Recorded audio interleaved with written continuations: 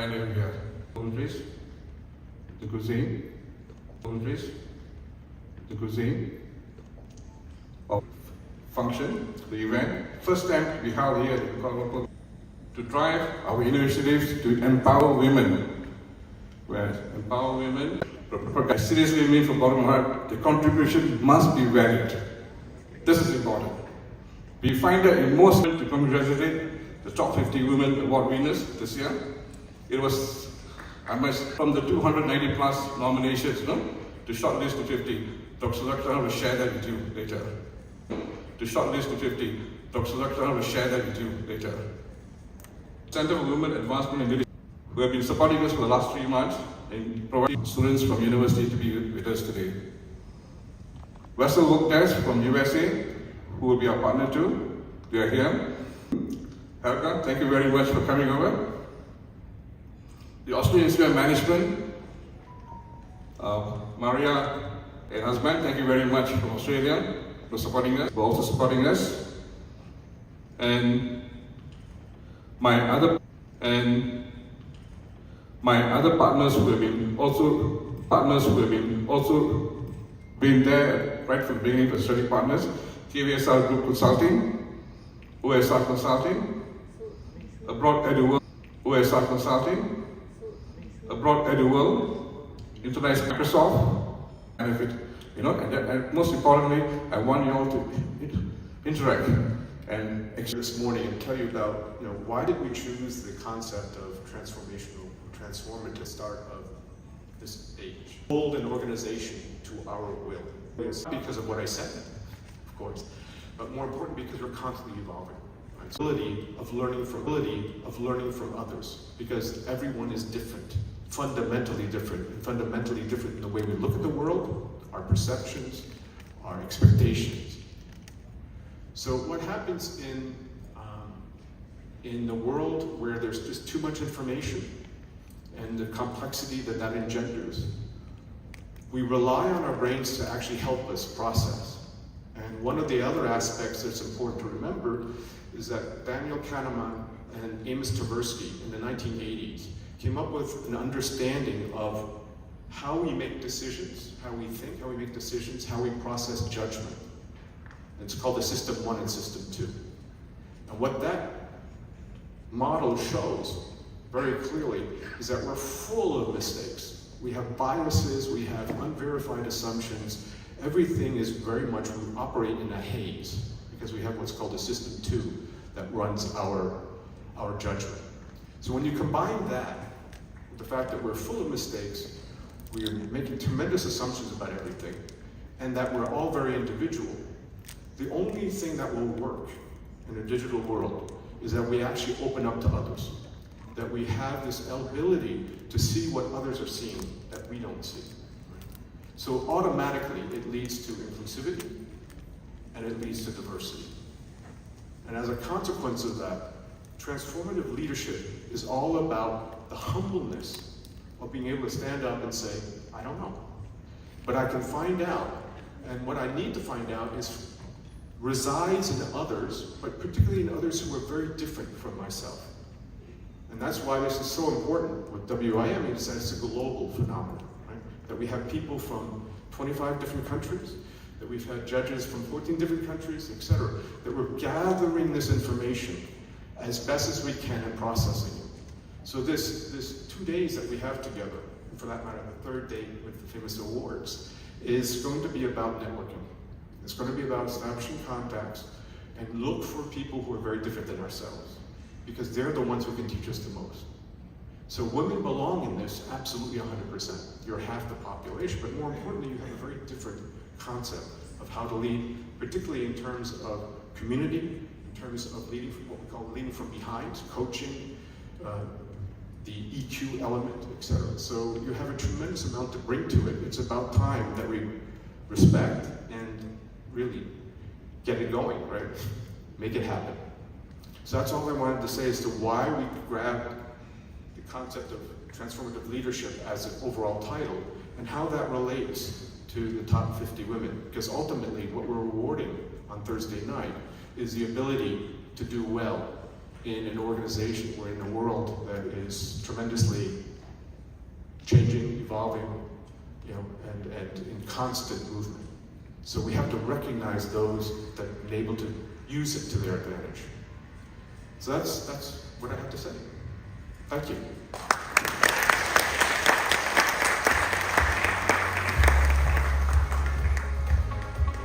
Thank you, Mr. Clark, for the insightful introduction. And now I would like to invite Dr. Salochana from WIM Global to deliver a special address. With a big round of applause, Dr. Salochana from Women in Management Global.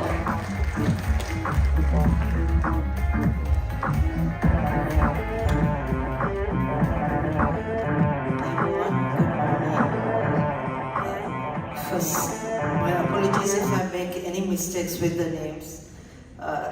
Trying to do the best. So I'll start accordingly.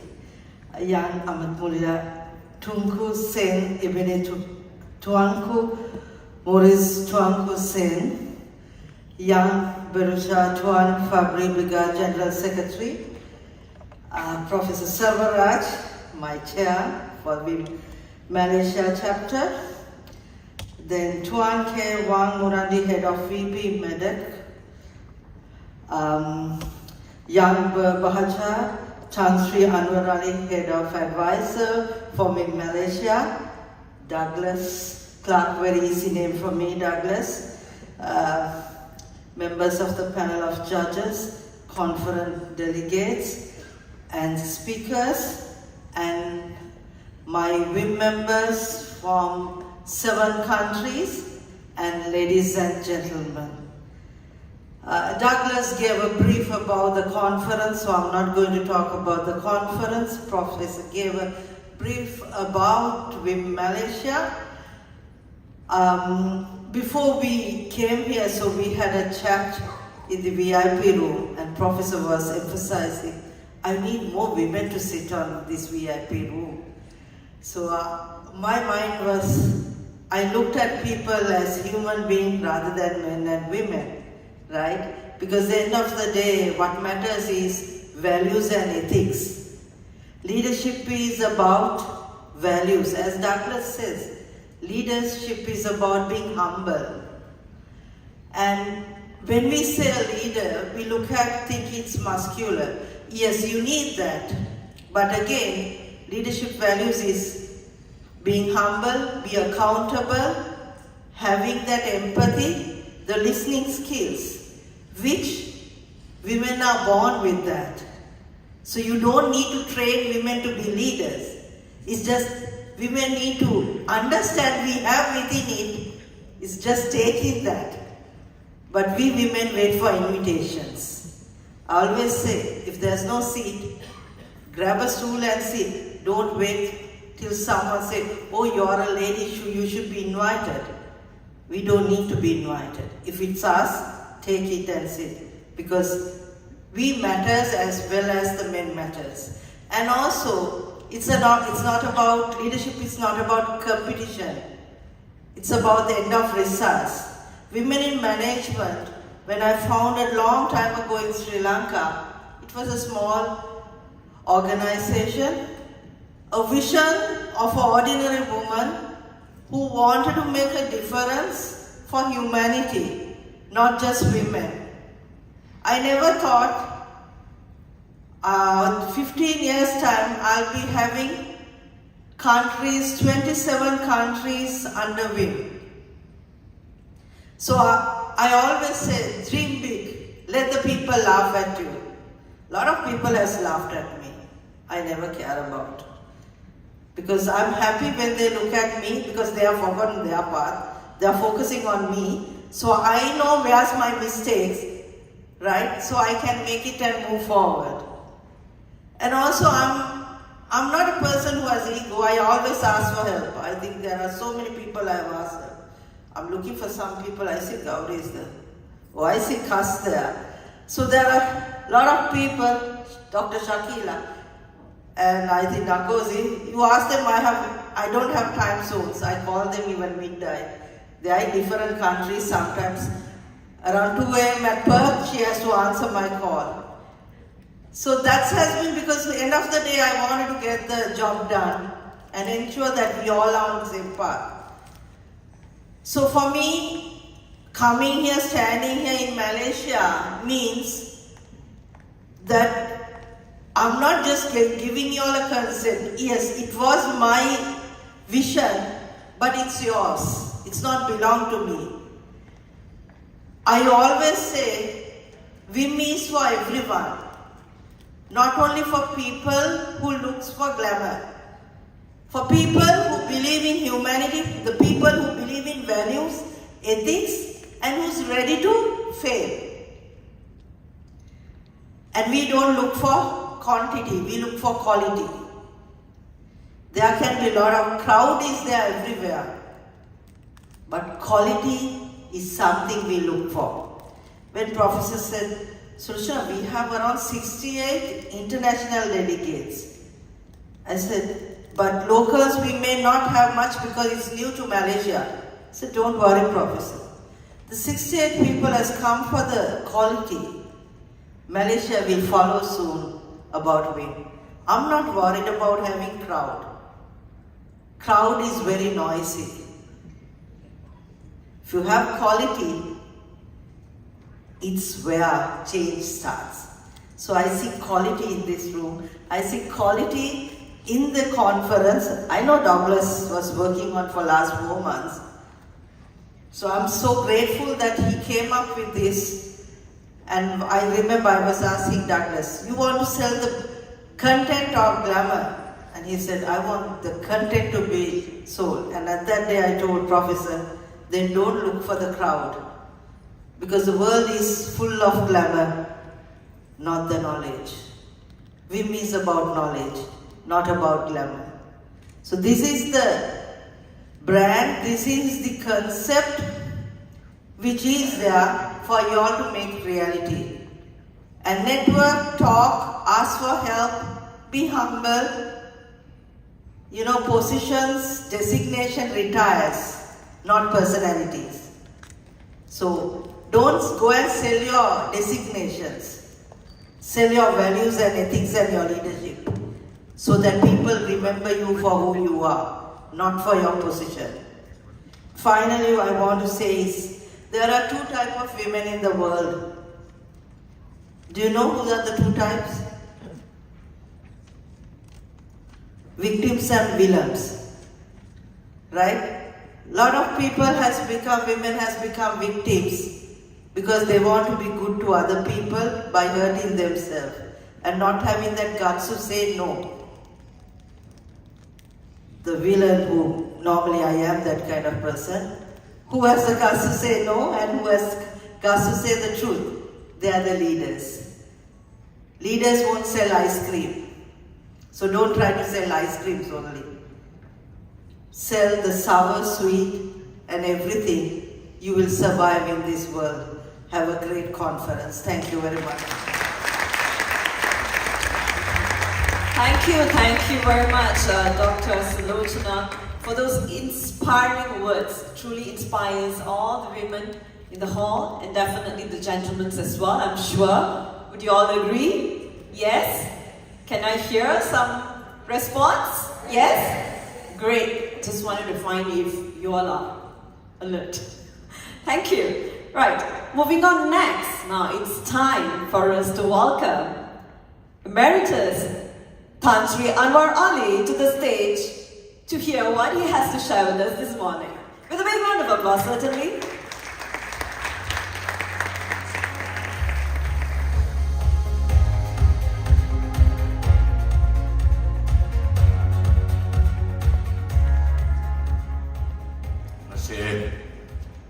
Bismillahirrahmanirrahim. Assalamualaikum dan salam sejahtera dan selamat pagi. Yang Amat Mulia Tengku Zain Ibni Tuanku Mukris, you may be wondering, like I've been doing for the past few months, why I am here. Yang berusaha Tuan Fabian Bika, Secretary General of the Ministry of Digital Malaysia, the Honorable Dr. Suluchana Sagara, my good friend Professor Dr. Savaraj Pillay, Chairman of WIM Malaysia chapter. Again, I'm wondering why you are the chairman.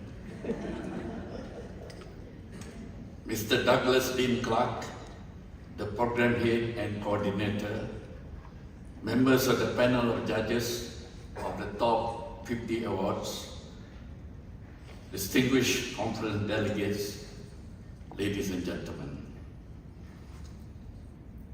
Like Professor Savaraj, I would like to welcome you all to the Women Global Leadership Conference and the Top 50 Professional and Career Development Awards 2024.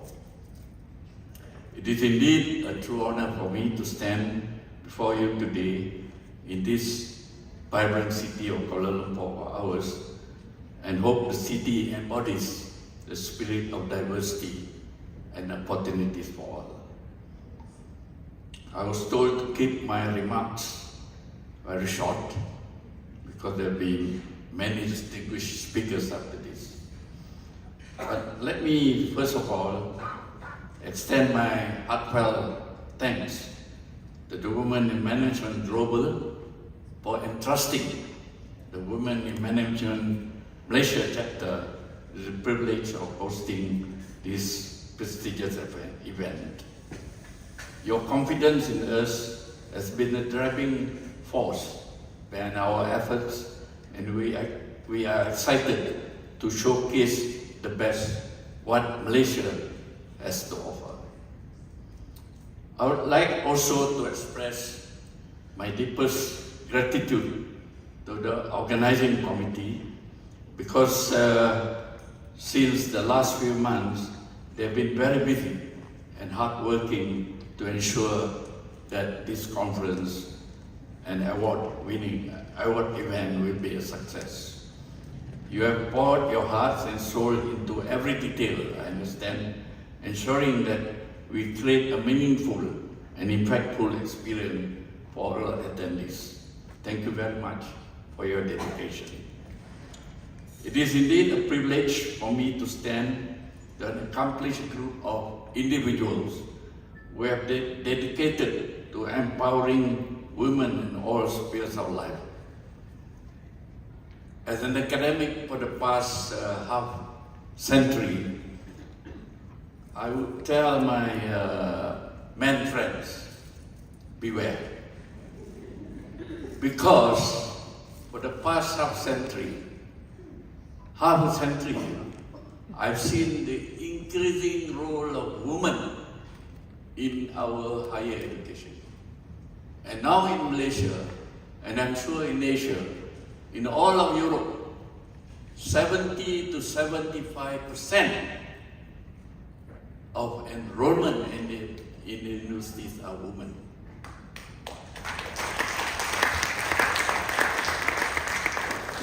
I hope the men are not clapping. Because I can see this as a new indicator how strong the woman has become during the last few decades. I'm worried personally because I've always warned my 4 grandson, beware. Beware of your sisters, because I also have granddaughters who I see as controlling the grandson. So I should think the ladies, distinguished participants from the ladies, don't worry at all. We are far behind, at least in the universities. And mind you, I can also see that academic community, the professors, the lecturers, they are women now. Because the men have joined the Grab Brigade. So this is worrying for me, at least. Where will be the women, or rather the men leaders in the future? So ladies and gentlemen, this is indeed an important conference, and I'm sure each of you will contribute to the best of your ability to ensure that women leaders will become as powerful, if not more powerful and wiser than men. So today I told Prof. Selva that I'll just sit and listen to the women, because I think I need to write a book. Why there's a decline in the men's enrollment in universities, and the prospect of having men being led all the way by women. I won't be surprised. Give another half a century or even less, because the women are demanding more and more and more. If I were a leader of the country, I'll give to them, because they are wiser.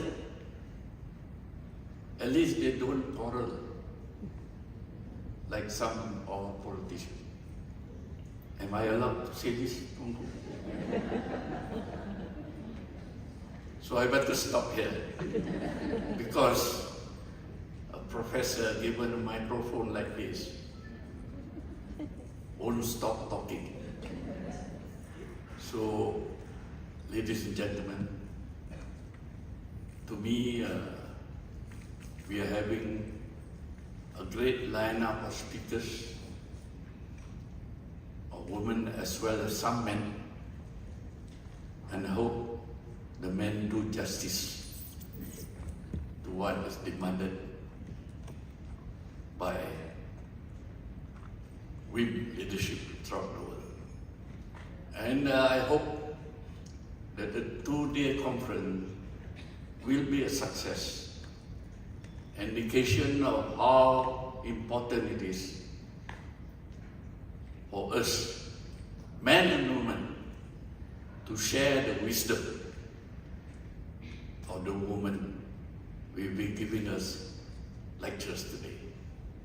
So thank you to all of you, and let me wish you all the best, and hopefully, and I'm sure, the two-day conference will be a success in terms of showing leadership qualities and the wisdom of our women leaders in this part of the world.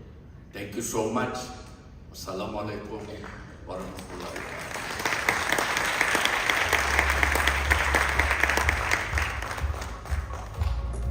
Thank you very much, Tan Sri, for that short yet interesting and inspiring words for all of us this morning. And moving on next, which will be the last for this inaugural session. To conclude, we would like to invite Yang Berusaha Tuan Fabian Bigar, Secretary General, Ministry of Digital Malaysia, to give a few words. With a big round of applause.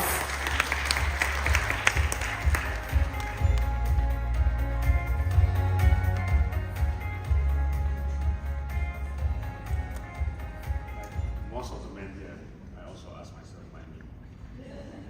Okay. Yang Amat Mulia Tunku Zain Al-Abidin bin Tunku Mukris, Professor Emeritus Tan Sri Anwar Ali, Head, Women's Institute of Management Advisory Panel, Dr. Sulochana Segera, I hope I pronounced it right, Founder and Chairperson, Women in Global Management Sri Lanka Global, Professor Dr. Salvaraj Oyang Pillay, Chairman, Women in Management, Malaysia Chapter, Mr. Douglas Clark Dean, Program Head and Coordinator, members of the panel of judges, distinguished guests, Tan Sri, Puan Sri Dato', ladies and gentlemen. Good morning, salam sejahtera, salam Malaysia Madani to all of you.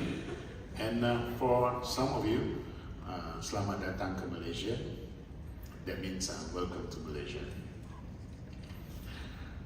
First and foremost, I would like to extend my heartfelt appreciation to the Women's Institute of Management, or WIM, Malaysia Chapter, for inviting me to officiate this prestigious event, the Global Leadership Conference and Women's Top 50 Awards Ceremony.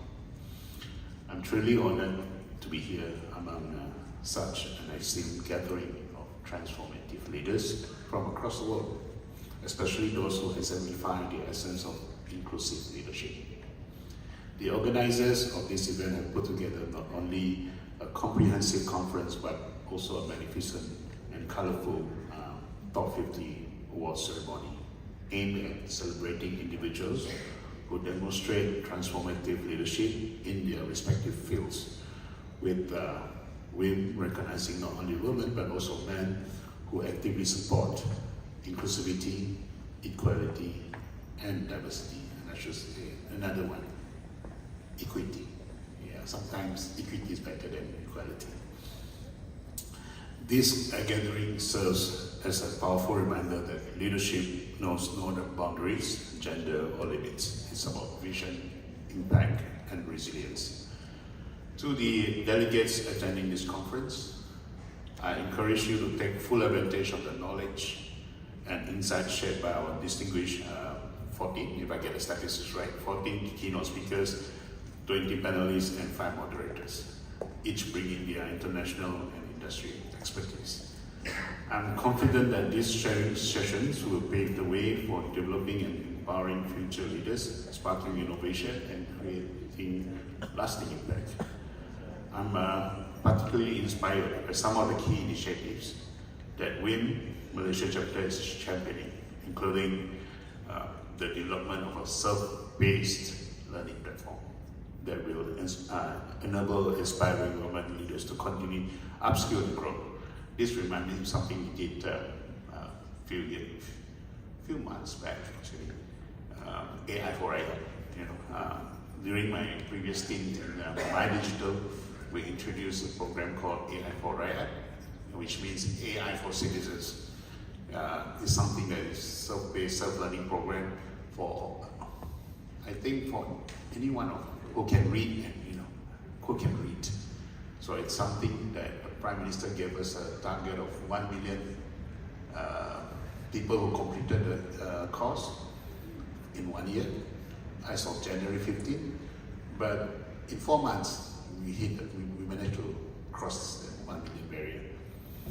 And next, the promotion of a lifelong learning for all women, transcending borders to remain relevant in the ever-evolving digital age.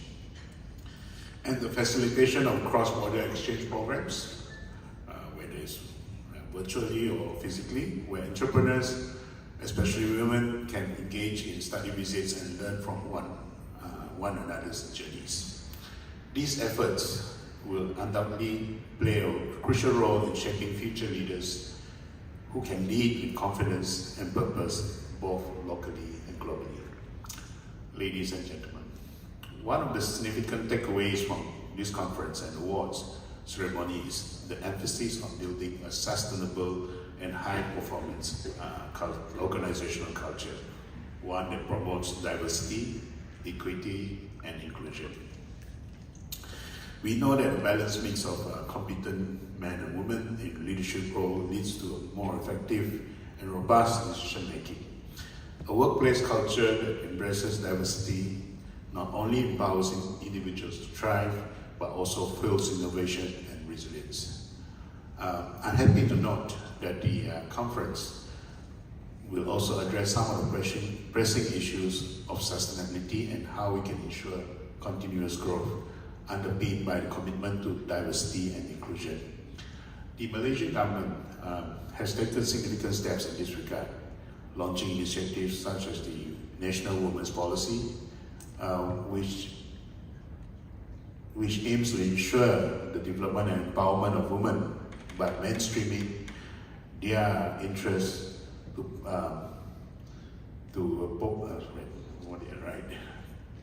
fulfilling their potential in national development. Okay, furthermore, initiatives like Women in Leadership programs are designed to empower women by providing them with the necessary tools and resources to excel in leadership positions across all sectors. The government is also investing in training programs that promote gender diversity and in decision-making processes, ensuring both men and women are given equitable opportunities to contribute to the nation's growth. Now, on the Top 50 awards, I'm pleased to learn that WIM received a remarkable 296 nominations from 26 countries, highlighting the global scale and significance of this event. From these outstanding submissions, I think there are 63 winners representing 22 countries, correct? Among them, extraordinary leaders from nations such as diverse as Brunei, China, Nepal, Timor-Leste, India, Maldives, Sri Lanka, Myanmar, Nigeria, Lesotho, Ghana, Rwanda, Senegal, the Philippines, the United States, United Kingdom, Morocco, Kenya, Indonesia, Cameroon, Uganda, and Kenya. Oh, they are missed out. Okay. I'm also delighted to learn that Malaysia has secured at least 20 winners in this year's awards, reflecting the strength of our homegrown talent and leadership. To all the Women Top 50 Award winners, your achievements are a testament to your commitment, perseverance, and vision.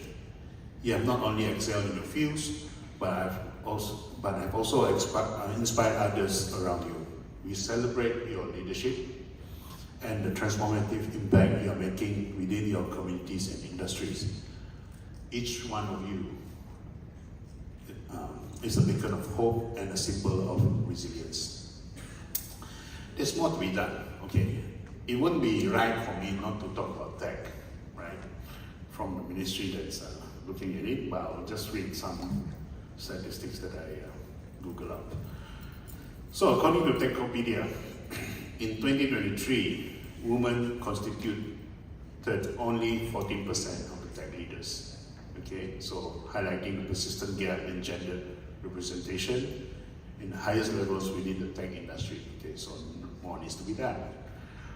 In the third quarter of 2023, 23% of over 17,000 developers surveyed identified as female, demonstrating, of course, a gradual increase in the number of women entering the development field from 19% in 2021. Then about cybersecurity. In 2023, women under 30 represented 26% of the cybersecurity workforce, according to this IC2 cybersecurity workforce study. So more needs to be done. So as we continue with today's program, I hope all participants will gain fresh perspectives, build meaningful connections, and leave this event with renewed motivation to contribute to a future that is more inclusive, more resilient, and more impactful. I would like to once again express my appreciation to WIM Malaysia chapter for their efforts in organizing this significant event, and I wish all delegates and award winners a successful and fruitful conference. Thank you very much.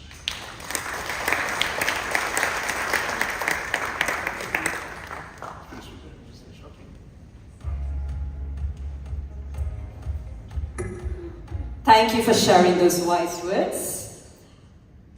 Yeah, those are her. And now I would like to invite Professor Dr. Sarraj to the stage to present a memento to our guest of honor. With a big round of applause, certainly.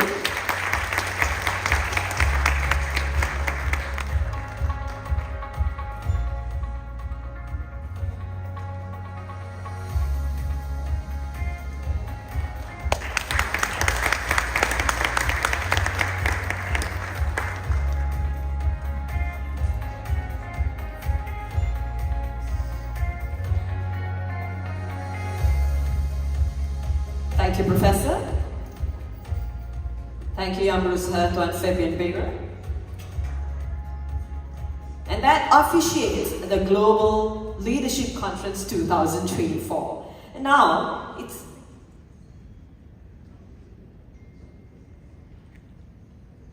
before we move on to the next agenda this morning, I would like to invite all our special guests to the stage for a photo session.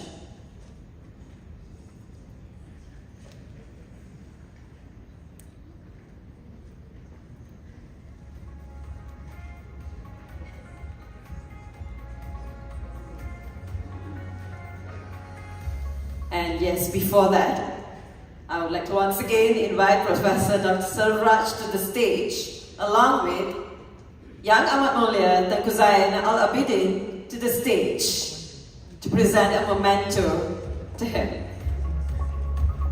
And together with Dr. Salochana as well. Can I hear a big round of applause?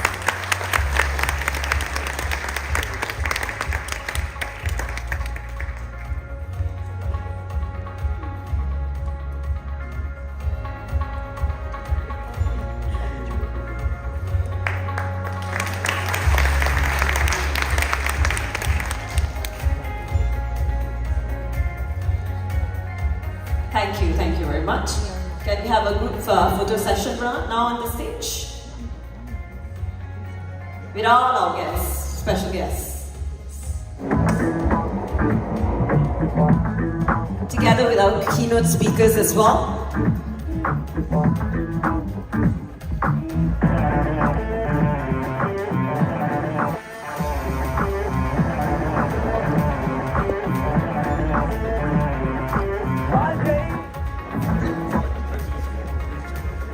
And I would like to invite the presidents of all the wing chapters to the stage.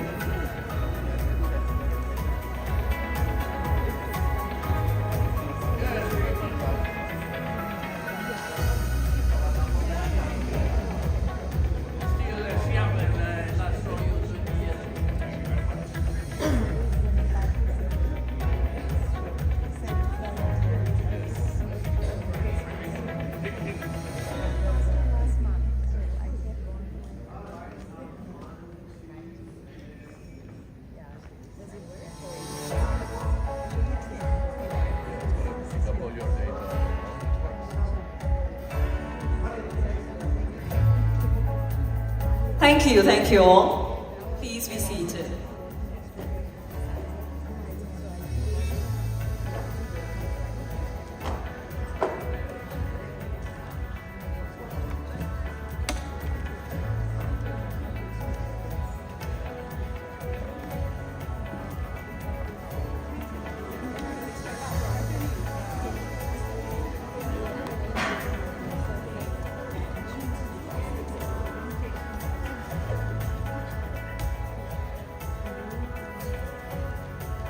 Yes, like I've said earlier, now it's time for us to hear from our speakers themselves for what they have to share with us this morning.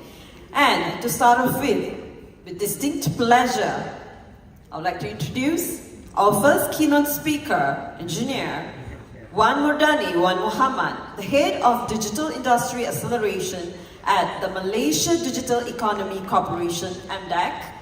His expertise in digital innovation and transformation is pivotal to empowering global leadership in today's fast-paced world.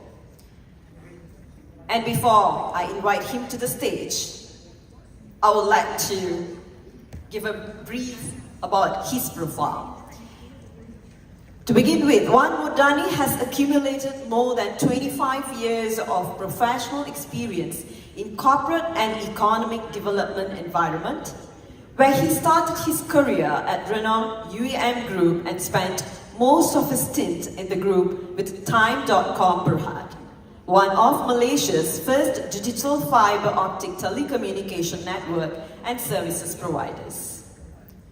Primary roles at Time.com included network engineering, business development, international partnership, and project management, where he was also involved in national strategic projects, amongst others, Kuala Lumpur International Airport, KLIA, Project Sesama Transit Ringan Automatic Putra LRT, and Malaysia-Singapore Second Link Kedua.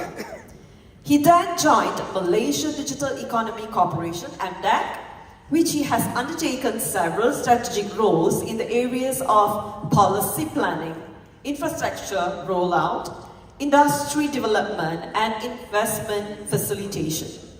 Currently, Wan Murdani is the Vice President of Digital Industry Acceleration Division at MDEC, primarily overseeing the digital talent, digital entrepreneurship, funding ecosystem, digital infrastructure, technology ecosystem, and regulatory facilitation, which are the key ecosystems in enabling the growth of digital economy. He leads a dynamic team in engaging, collaborating, and partnering with digital industry players, investors, talent builders, infrastructure operators, regulators, targeted communities, targeted economic sector leads, and policy planners to ensure the impact and alignment of programs and initiatives to the aspirational goals of digital economy. Wan Murdani currently serves as a member of Kelantan State ICT Council, Penang Smart State Steering Committee, and University Science Islam Malaysia USIM Industry Advisory Panel, providing advice, strategic view, and domain expertise in the areas related to digital economy. He graduated with Bachelor of Science in Electrical Engineering from University of Missouri Rolla, USA, and holds Master of Business Administration Management.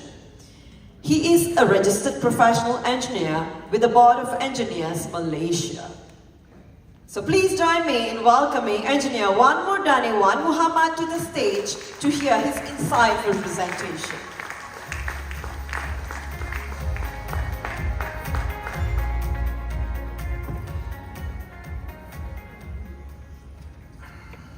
Yang Amat Mulia Tuanku Zain Ibni Tunku Morris, Yang Berusaha KSU, Tuan Fabian Bika, Prof. Dr. Sairaj, Profesor Tansi Anwar, Dr. Sigara, panel members, judges, and ladies and gentlemen, participants on this event. So thank you very much for inviting MDET to be part of this auspicious event.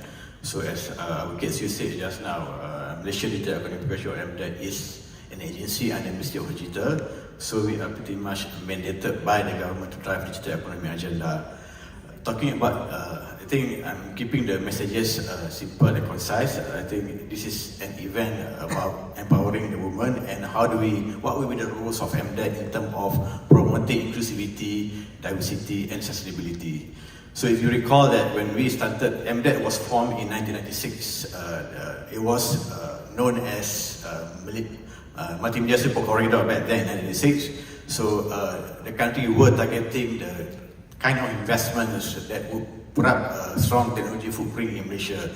But in 2022, we have refreshed our mandate that we have launched Malaysia Digital Initiative or MD Initiative, which puts emphasis very much into ensuring that we can be more inclusive in terms of the communities, in terms of businesses that they want to put in.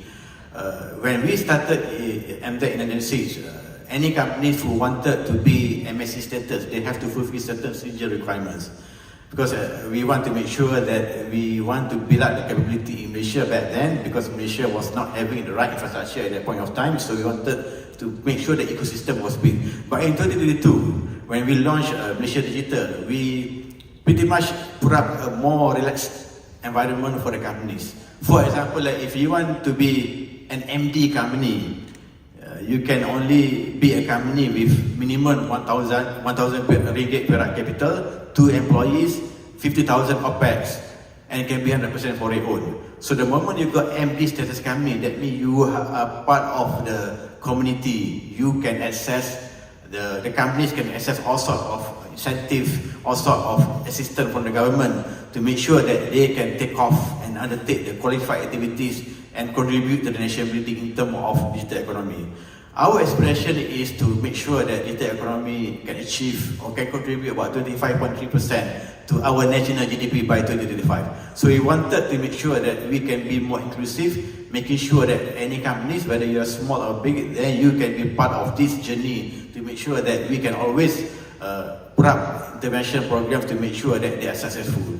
But if you want, if the companies are big and they want to access certain tax incentives, obviously we have a different track for that thing. So that shows that we are very concerned about making sure that we can address, we can touch all kind of businesses to make sure that they can be part of the nation building. So that is on the inclusivity.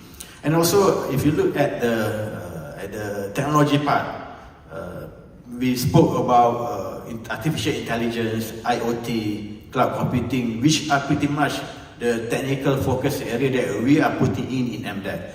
So we have to make sure that enough ecosystems are being built in that particular focus sectors, technology sector, to make sure that the adoption can be driven from at all sectors. So we talk about the leadership. When we build up that ecosystem, it is very important for leaders to make sure that adoption of those technologies can take place seamlessly in their organization. So by having a strong leadership to make sure that adoption can be driven, then we need to make sure that leaders really understand what technology means to the company, how it will be translated into cost savings, how it will be translated into new opportunities in driving certain agenda of the businesses. So in the MDET, we are focusing on 3 broad strategies. The first one is attracting the high-value retail investments. That's why you see the likes of Microsoft, AWS, and all likes of companies who have set up footprint in Malaysia. So we need that kind of capability because they provide jobs to the Malaysian, to make sure that Malaysians are being given the jobs of high value. So that's the first agenda. Second agenda is driving adoption. We have a few focus sectors that we believe can drive adoption at a faster rate than the other sectors because they have been adopting for a number of years. For example, like agriculture, education, financial services, we have a mature ecosystem in those sectors. So it's just a take for the government to make sure that interventions are put in those sectors to make sure that they can fly in terms of adopting the technologies, whether to fulfill their sectoral needs or also to create opportunities for the sector to grow. And thirdly is in terms of growing local ecosystem. That goes back to my earlier point of making sure that we can have as many MD companies as possible. Because we want to make sure that as we bring the investment into Malaysia, we want to be more inclusive. We want to get more our local companies to be developed so well in Malaysia. What I mean, when I say local companies, it can be 100% foreign owned, but it is operated out of Malaysia. So these local companies then will be enriching the ecosystem of the country. So being inclusive means that we have to drive the adoption, and also we have to create more and more companies who are able to undertake the activities that we believe would drive the economic agenda of the country. And thirdly, second one is sustainability. We at MDEC pretty much invested into this kind of policy in terms of making sure that we can embed into the policies or the practices to make sure that we can conform to the requirements. And secondly, instead of steering the industry to make sure that if we want companies to sustain, to be able to adopt sustainability practices, we have to make sure that the companies that we are developing are able to provide the type of services that would enable the companies to have a proper reporting of ESG, for example. Because we need to make sure that the companies who want to involve in the journey of ESG, they must be guided. And the digital technology is there to guide them in terms of fulfilling the requirements of the industry. Whether you are fulfilling the requirements of the import market, or whether you are fulfilling certain investment requirements that require any funding raised to be able to adhere to certain ESG principles, then that's why we have the policies, we have the companies who are able to provide that kind of solution to the communities. So these are the things that I think we want to make sure that while we drive inclusivity, we have to make sure that sustainability is part of the agenda as well. And the thirdly is in terms of women empowerment. We have so many programs targeted at various targeted communities all over the country. If you look at the MD companies, we have about 2,000 plus Malaysia digital companies currently being operational and active. So out of which, I would say that 47% of the workforce is women. So that shows that we have been empowering women in various positions within the MD community, within the digital ecosystem, recognizing the capabilities of the women in the country. So that is translated well into the workforce that we have in terms of balancing between the men and women in the workforce. And if you recall that, I'm not sure whether you are aware that we are also doing the E-Usahawan program, where we are training micro entrepreneurs all over the country, especially in rural areas, for them to be able to know a bit on marketing tools to make sure that they can reach out to certain market. Since 2016, we have trained more than 500,000 trainees in micro entrepreneurs, exposing them to various platforms for them to sell their product and services. So out of which, I would say it's about 78% of those entrepreneurs that we trained were women. And we also track the gross merchandise value or revenues from the selling of those products and services. And we have managed to accumulate about Ringgit Malaysia 1.2 billion of GMV or revenues from those who have trained earlier, and out of which 62% of those revenues came from women. So that shows that women are being empowered by technology, and we are committed to make sure that we can deliver this kind of intervention to make sure that no one is left behind. So we would welcome any suggestion. I think our principle is always to be more inclusive, to make sure that we go to the targeted community that can drive the most value out of the usage of this technology. So we are committed in that sense. I have my esteemed board member, I just saw her just now, Datuk Professor Hanimatun Badiuzaman. So she is one of the women board member in MDEC, so that sure that we walk the talk as well to make sure that we can have the commitment or drive from women in our ecosystem. So thank you, Prof, for guiding us. And I think moving forward, we would love to see more and more input and more discourse between MDEC and the ecosystem. It's going to involve more women in the ecosystem to make sure that we can have that kind of intervention and input from this particular segment of very important workforce that we're going to build. And before I stop, just one more thing that I want to share. Right before COVID-19, we had a program, what we call a career comeback, for cybersecurity. When we did this career comeback program, 80% of the successful applicants were women, and 40% of those who had gone through our program were hired by the top-notch companies. So when you talk about cybersecurity, there are certain skills. You don't have to be the techie in cybersecurity, but there's so much other skills that are required along the cybersecurity value chain. For example, data protection officer, risk manager. So women is very good at this kind of thing. The agility of women in terms of knowing what are the risks, in terms of knowing where to fill the gaps. So it was proven in that program where we have successfully onboarded about 200 women into that program, and half of those women were actually employed by the top-notch companies. So that shows that women can sustain, can be anywhere to compete with any professionals in the world, and we have proven that successful agenda that we have done earlier. So again, as I said earlier, we are committed. Please do reach out to us from MDEC if there is anything that we can help in terms of empowering the women. We would love to seek that kind of opinion from the attendees or any of your ecosystem partner that you want to work with. With that, thank you very much for allowing us to be there.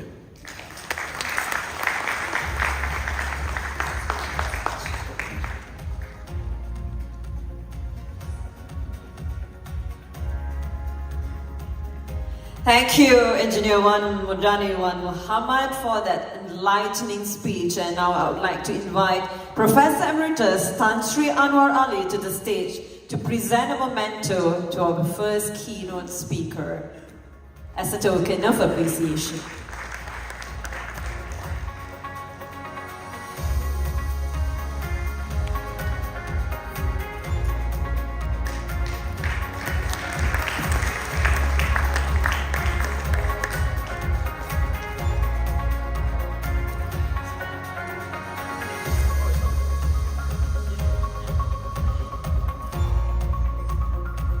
Thank you very much.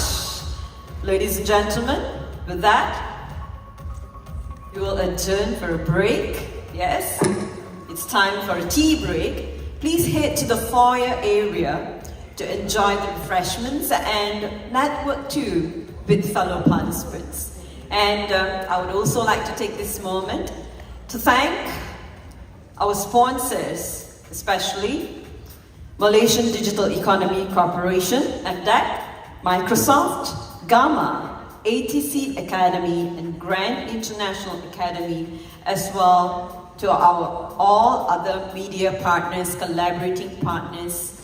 Thank you for making it happen today. Thank you very much. Enjoy your refreshments, and I'll see you back here in the hall shortly. Thank you.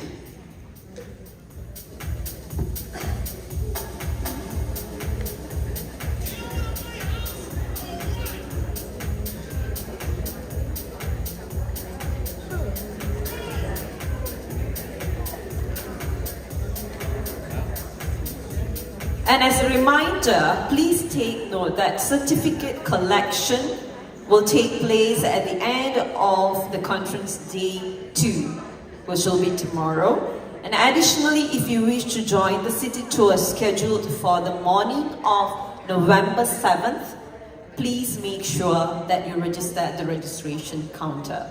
Lastly, also I would like to inform all the awardees who wish to be interviewed to kindly register at the registration table. Thank you.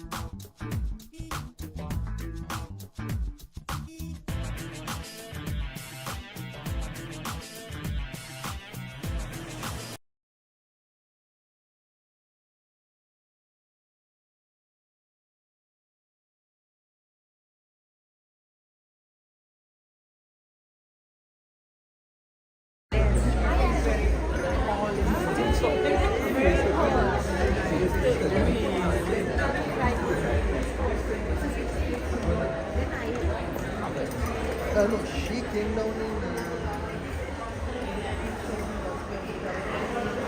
Hi, good morning. Women in Management Malaysia, Women Top 50 Global Leadership Summit, Women Top 50 Award 2024 award function going on. But today and tomorrow got a conference, and on 7th of November 2024 we have got a big award function for the Global Leadership Conference and Women Top 50 Overseas. This is the place I just showed you all. This is the entrance for the registration. Just still coming. Yes, yes. Live level with the if you can send the link to your children, they can see. Next 2 days. Yeah. 4, 8, 5, 6. So this is this is the registration desk. So first you come here, then do the registration, then go to take a refreshment, coffee tea. After you can come here before, take a photo shoot at this place, red carpet. After that you can visit the counter. This is the place. So guests all now having a refreshment for the break, short break, like a coffee, tea. Just show you around. Very good, very good. In fact, I was going through my phone. I was thinking, okay, I mean, when it's there, your name comes up for A. Alan.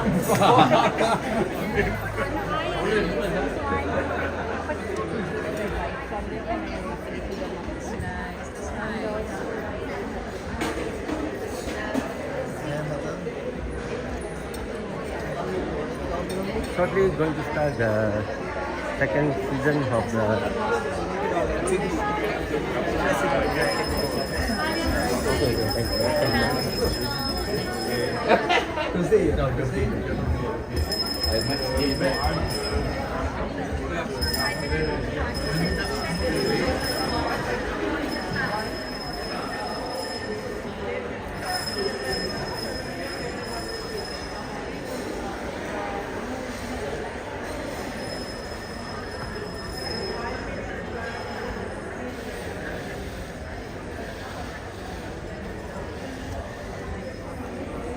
This is my desk. I'm doing a live stream, and my laptop here. So streaming in YouTube also. MKU Malaysia Kalavalagam. You also can watch in your TV, smart TV. And more clearly, like HD quality in a YouTube channel. So shortly we're going to start the second. That's why I left. Continue.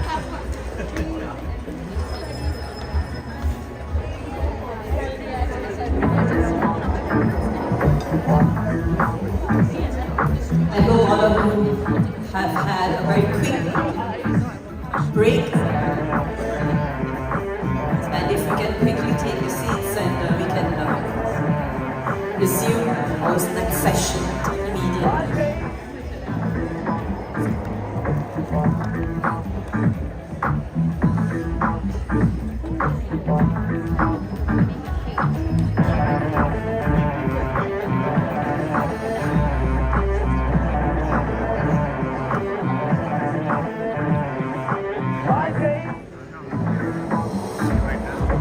And before we begin, I would like to make a quick announcement. Someone has left the handphone at the ladies, and if any of you find your handphones are not with you, please look for Madam Ambassador Shani. She's holding your phone, and if I'm not wrong, it's a Honor. It's a Honor brand handphone, and yours. You got it. Fantastic, fantastic. Thank you very much.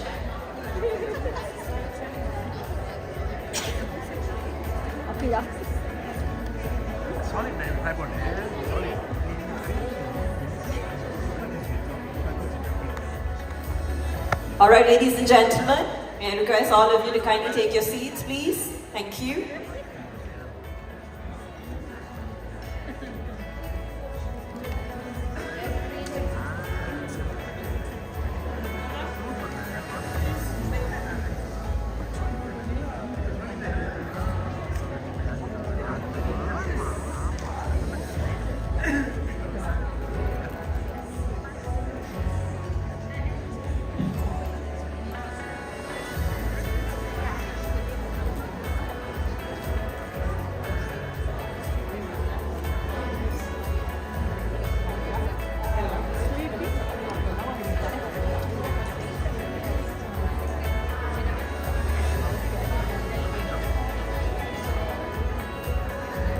Alright, so I get a cue to start the program, to resume the session.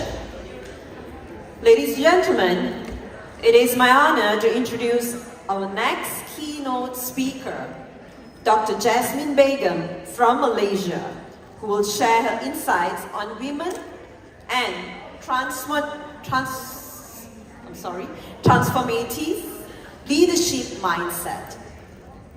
Before I invite her to the stage, I would like to read an impressive profile.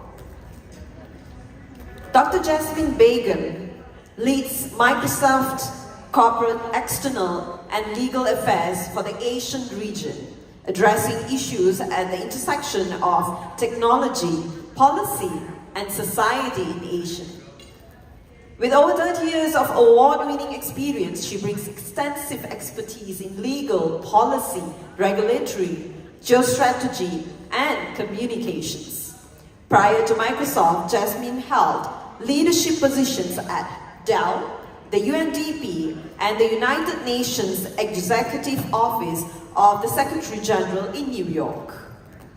Her significant milestones in her career includes her being the first Malaysian appointed to the Internet Governance Forum (IGF) Multi-Stakeholder Advisory Group (MAG).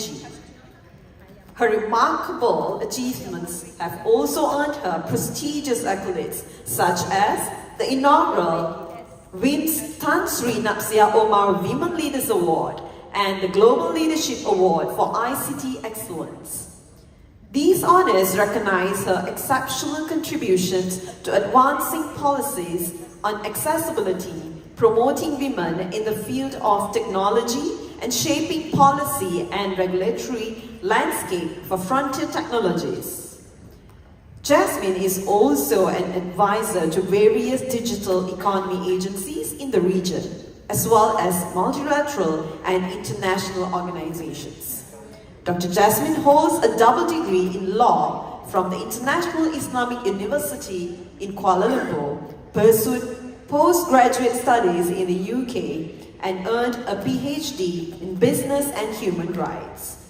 With admission to practice law in multiple jurisdictions, she is currently an adjunct professor in several universities across the region and has received an honorary doctorate for her outstanding leadership and contributions in public policy and governance from UNITA International University. So ladies and gentlemen, join me as I invite Dr. Jasmine Begum to the stage with a big round of applause.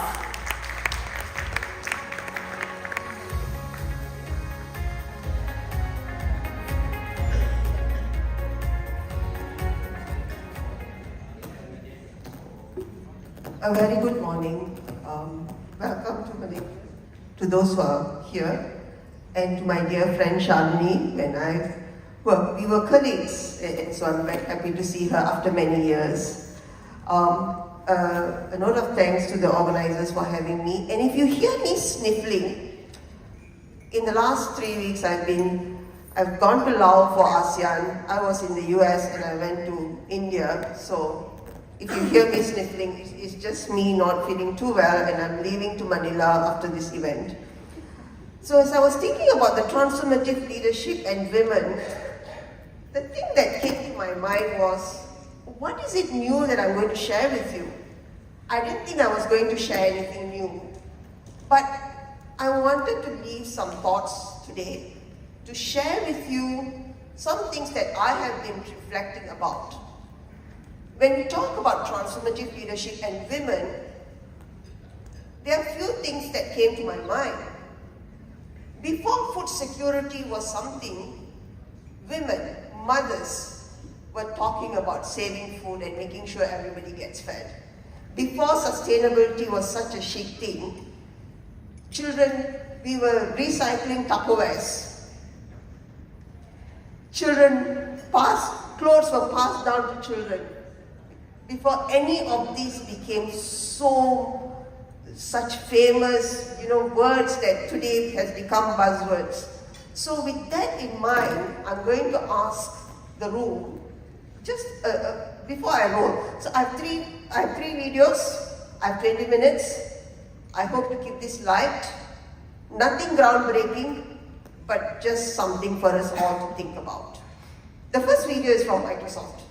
And the question I have for the room is, can we name any women inventors, please? Any women inventor, just one.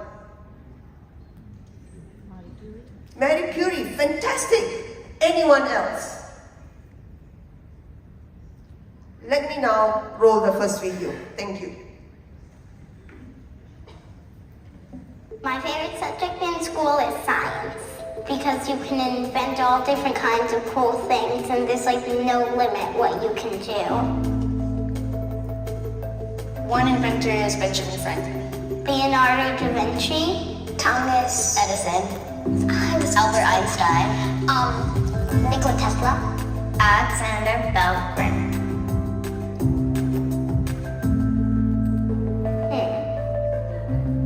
No. It's kind of a tough one.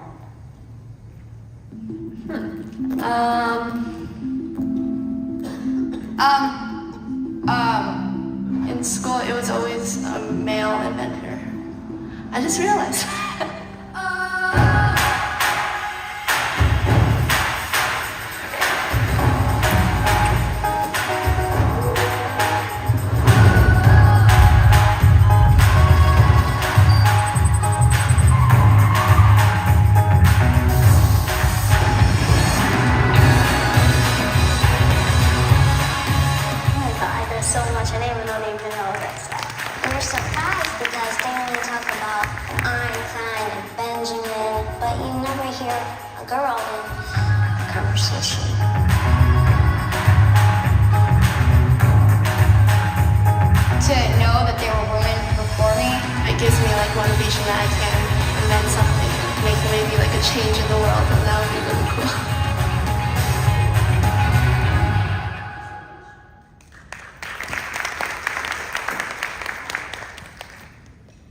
Transformative starts with each of us. It doesn't require a big platform, but just even recognizing that women are making a difference. The fact that our curriculum doesn't teach women inventors. It's 2024. We heard Marie Curie, because she was the only one that we were taught. Doesn't matter where you were schooled, but we were all taught about Marie Curie. And that is about transformative leadership. How are we ensuring, I'm all for social media platform, but how are we ensuring simple things like this are brought home to our young ones, to inspire them? These are things within our control. Let me now roll the second video, taking you back in history. This is not a Microsoft video. Please.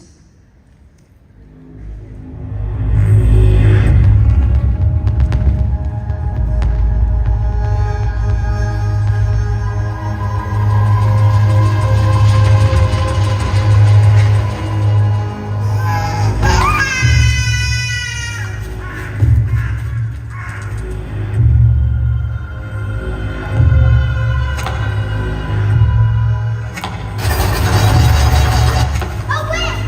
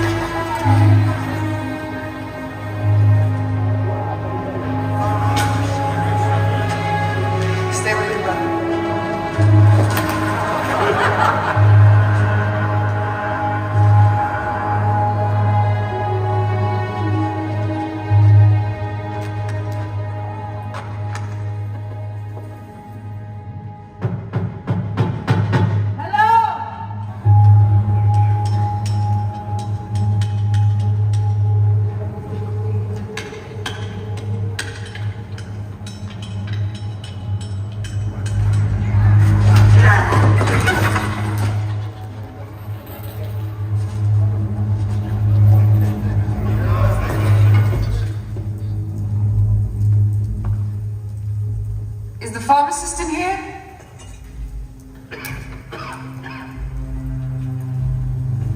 I'm looking for 10 liters of lead groin. You won't get those stains out of that dress. Better buy a new one. It's not for my dress. It's for my carriage. Are you trying to poison your horses? Do you have 10 liters of that?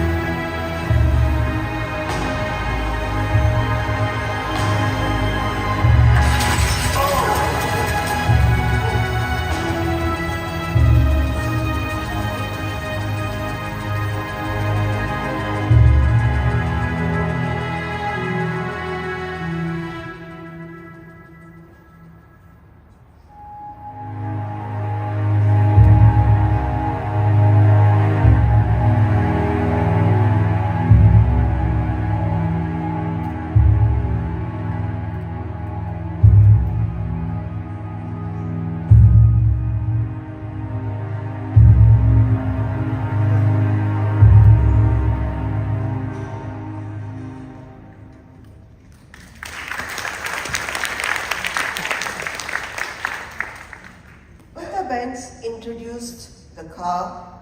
She was the first chief marketing officer. She drove home to her parents' house when her husband, who designed the car, went back to sleep. She decided to drive. She believed in herself. That is truly a transformative mindset. And there's nothing stopping each one of us to do what we can. And I'm often told I do not have a platform. I don't know where to start.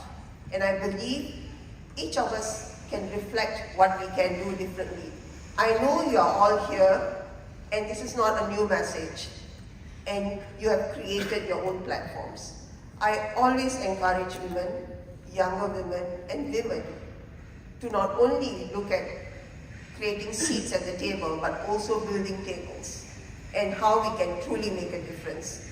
And I will leave you with this final video from Microsoft. I want to introduce you to a colleague of mine.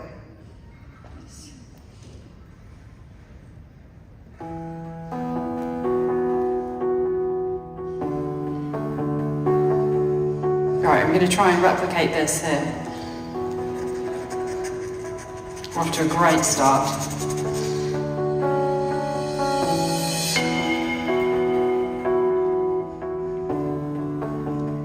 I tend to kind of just avoid doing sketching and writing now because it's not really worth it if you get something like that.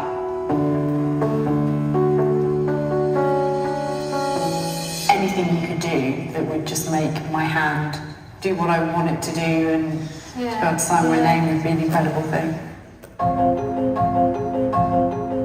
How do we even just begin to help her overcome this particular symptom of her tremors and helping her be able to regain her writing ability, her drawing ability? You know, I don't think we're ever going to get that back 100%. You know, my challenge is it's immense. Someone's made a spoon, it actually counteracts the tremors you get from Parkinson's. So the spoon actually vibrates in opposition to how your hand might be shaking, and therefore it is steady.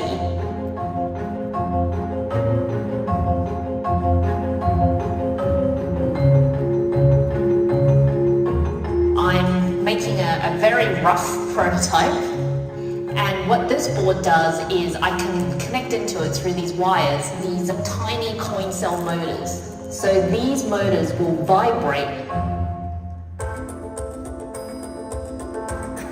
Hello, I'm Alison. It's affecting something, I don't quite know what's happening. Something is going on with it. What this is doing is it's short-circuiting whatever feedback loop there is between the brain and the hand that's causing the tremors. I'm on to something.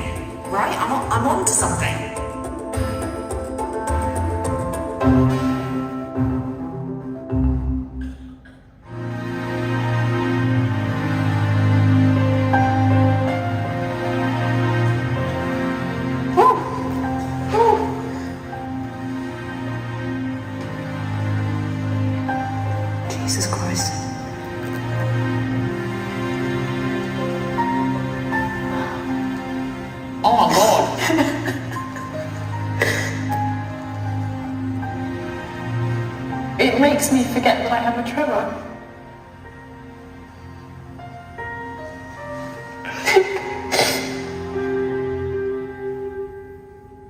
I haven't drawn one of them for a long time. I'm so passionate about it. Yeah, I was going to tell a story about it. I've actually just written my name for like the first time in ages. Mom, it's called the Emma. Oh, brilliant. It's got my name on it.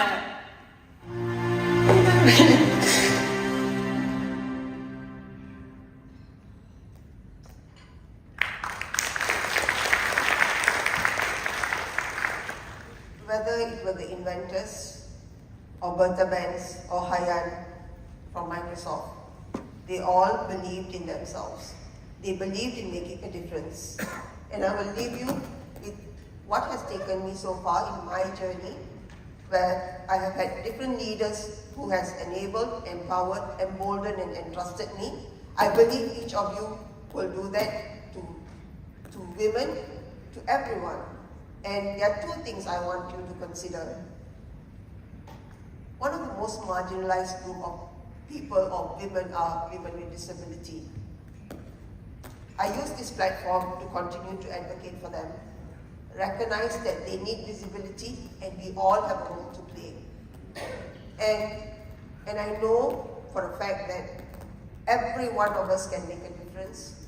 Just one word of encouragement, and that can be transformative not only for our teams, our people, our family, our community, our society, but most importantly, we can change someone's trajectory.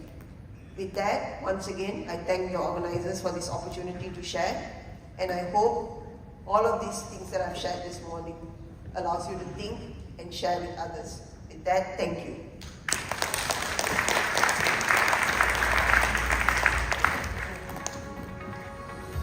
Thank you, Dr. Jasmine Begum, for that thought-provoking presentation and sharing your insights. Thank you very much.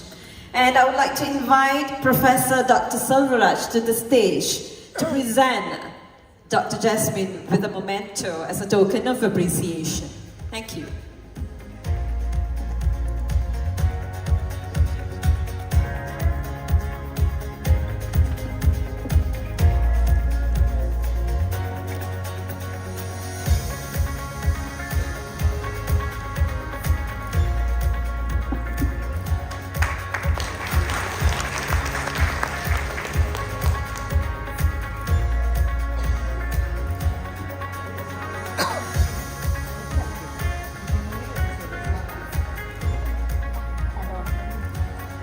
Thank you, Professor. Thank you, Dr. Jasmine. And moving on next to a presentation invitation, I am pleased to invite Ms. Diana Safian, the Head of Digital Workforce at MDEC, to the stage to present on topic of empowering women for the digital future, harnessing talent and technology in a changing world. Her insights will shed light on the crucial role of women in shaping the digital landscape and how we can harness their talent and technology to thrive in this evolving environment. And a little bit about Ms. Diana Safian. She's the head of the Digital Workforce Unit at Malaysia Digital Economy Corporation, MDEC, leading initiatives to enhance the quality and industry relevance of the digital workforce. Formerly a risk professional in the banking sector, she brings strategic acumen to her role, driving reskilling, upskilling, and national-level policy interventions. With a proven track record in talent development, Diana is a thought leader shaping the future of digital economy. With a big round of applause, I would like to invite Ms. Diana Safian to the stage.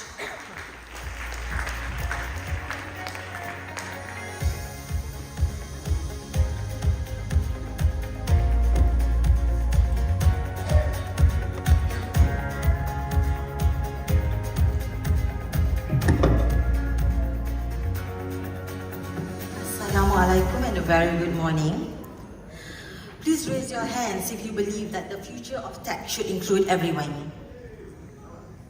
Now, keep your hand up if you believe that we are already there. Notice the drop? So I'm here today to share how we can bridge the talent gap and create a future in digital where every woman can lead. Growing up, I'm sure a majority of us here were advised to go into a stable career. The irony, today the only stable thing is change. My job is to make sure that the current generation and the next, especially women, is ready to thrive in a world shaped by change. At MDEC, we run a whole range of talent development programs, and today I'm just going to focus on a few, ones that I think will really connect with everyone here. Plus, I'll share some inspiring stories of women who've been part of these programs. I hope their journey would inspire you as much as they have inspired me. The first initiative is the MD Workforce Movement. Our mission is to make sure that Malaysian workforce aren't just ready for today's job market, they are able to remain relevant. We are proud to share that 40,000 participants have already benefited from our program. Allow me to share with you about Puan Siti. She is 45 years old from Shah Alam. She's got a diploma in sports science, but her real passion is actually sewing. She's the proud owner of Siti Amira Atelier, where she runs a thriving seamstress and alteration business. So before joining our program, she used to spend hours drawing sewing patterns or pola baju by hand on mahjong paper. Then in June 2024, she attended Mastering AI from theory to practice training, and it completely changed her game. Now, she uses generative AI tools such as ChatGPT. Puan Siti generates digital sewing patterns in just a fraction of the time. This has not just made her work easier, it has freed her to focus on other aspects of her business, such as marketing. Puan Siti shows us that tech can really breathe new life into traditional crafts and help people reimagine what's possible.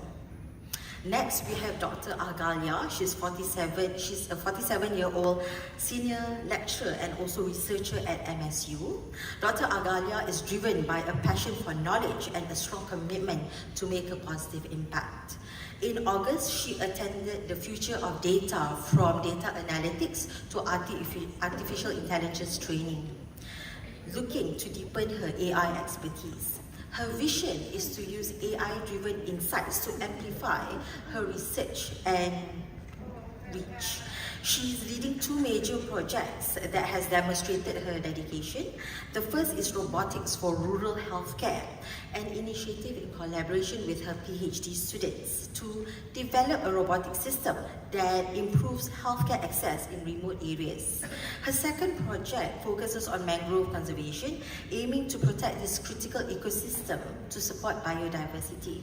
Dr. Agalia's journey shows the limitless possibilities of AI and what it can unlock, especially when it comes to cross-disciplinary innovation. Both Puan Siti and also Dr. Agalia proves that when we empower people with digital skills, we're giving them tools to break barriers and pursue their passion in new, impactful ways. Secondly, we have the e-Usahawan program. This program is all about equipping individuals, the students, and also small business owners with the skills that they need to thrive in digital entrepreneurship. So far, 400,000 micro-entrepreneurs have gone through this program, learning how to grow their business as well as boost their income online. It's pretty interesting. On average, we see around 45 to 50% participants in our digital tech programs are women. But when it comes to digital entrepreneurship, that number skyrockets to a staggering 78%. We are really leading the way in this space, ladies. Let me share one outstanding story with you. A lady called Puan Juhili, she's 47 years old, from Sabah, and she owns Bastian Food Industry. She's in the business of selling ikan keping, satay ayam, and frozen food. After being trained in digital marketing, Through the e-Usahawan program, she began using platforms such as TikTok, Instagram, Facebook, and WhatsApp to market and even communicate with her customers. As a result, her sales shoot up 137%. The big moment came when her TikTok marketing caught the attention of customers and also agents in Brunei. With the growing demand, she was able to expand her operations, invest in industry-grade machineries and hire more locals, especially single women and women with disabilities. For Puan Juhilin, this is not just about business, it's about giving back. Her success in improving the livelihood of those around her, providing financial stability for her family, and even creating better educational opportunities for her kids. This is what e-Usahawan is all about, helping women not only transform businesses but uplift the entire communities. Lastly, we have our GLOW program. GLOW stands for Global Online Workforce. It's for those interested to become a digital freelancer. So far, we have trained 300,000 digital freelancers, helping them to find jobs on global freelancing platforms. Let me share with you 2 inspiring stories from this program. First up, we have Shafira. Shafira has a degree in chemistry from University Malaysia Terengganu UMT. Shafira dove into freelancing and found her niche. Now she's using her marketing skills to help companies create content on TikTok, and also business acumen skills to help companies set up online on platforms such as Lazada, Shopee, and TikTok.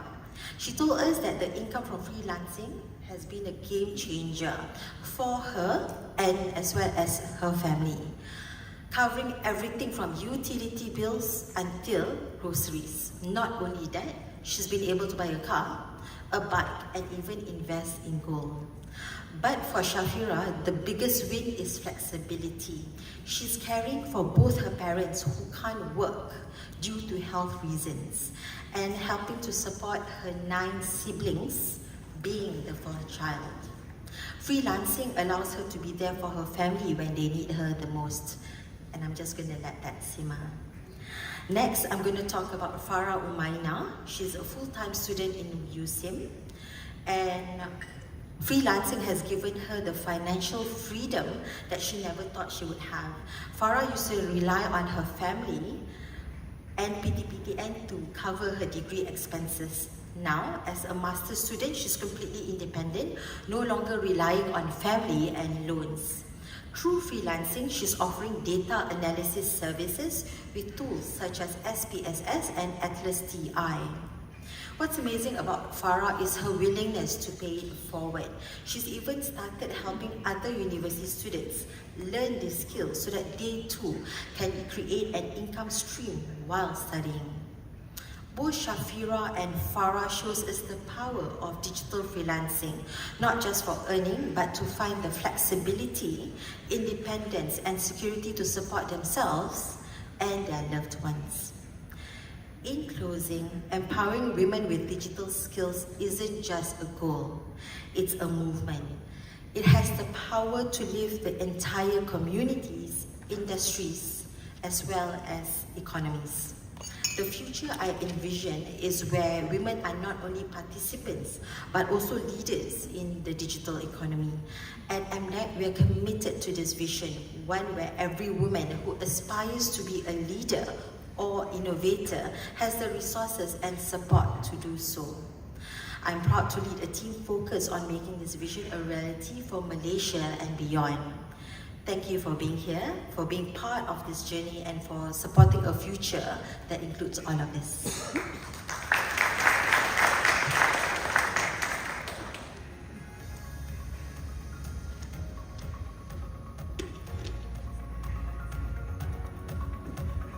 Thank you, Ms.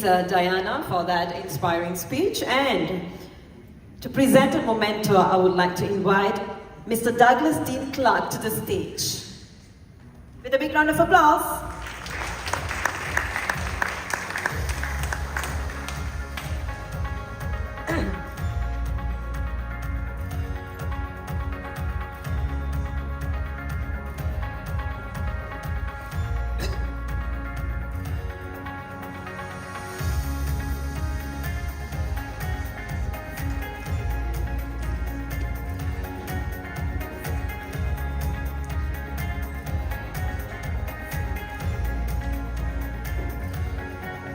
All right, ladies and gentlemen,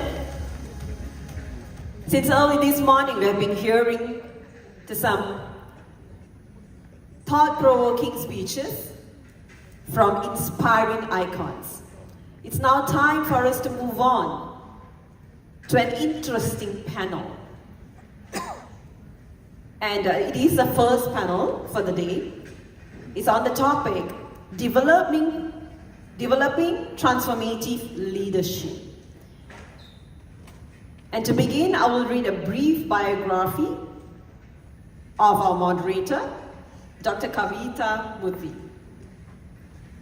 She is an accomplished leader in cybersecurity and business continuity with over 25 years of experience as the first woman in Malaysia to earn the Professional Master of Business Continuity Professional MBCP designation. She has been recognized with prestigious awards, including the Best Certified Business Continuity Professional of the Year by the Disaster Recovery Institute USA and CyberSafe Professional of the Year by Cybersecurity Malaysia. Her accolades also include the International Excellence Award from the APJ Abdul Kalam International Foundation, the Top 10 Women in Security in the SI Institute. Academically, she holds a PhD in Management from the University of Greenwich, London, and an MBA in International Business. Her certifications include CBCP, ISO 27001, ISO 22301, and e-Business Professional by EC Council. With expertise spanning cybersecurity, crisis management, and IT disaster recovery, she is a trailblazer in resilience and governance. And now, Kavita Murthy to the stage to take a seat.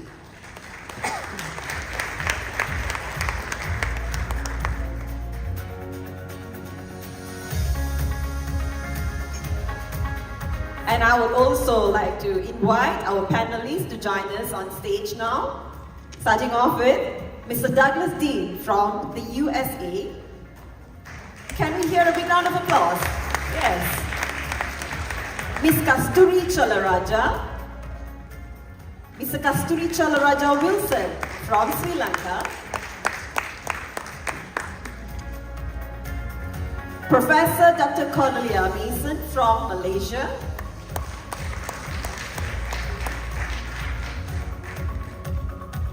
And Princess Mona Lisa Okaje from Nigeria.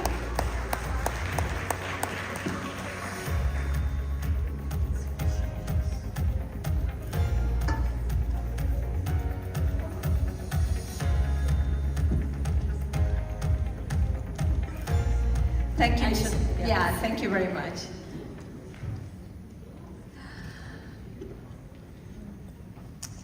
Just think for a minute. I would like to bring this word to everybody's mind.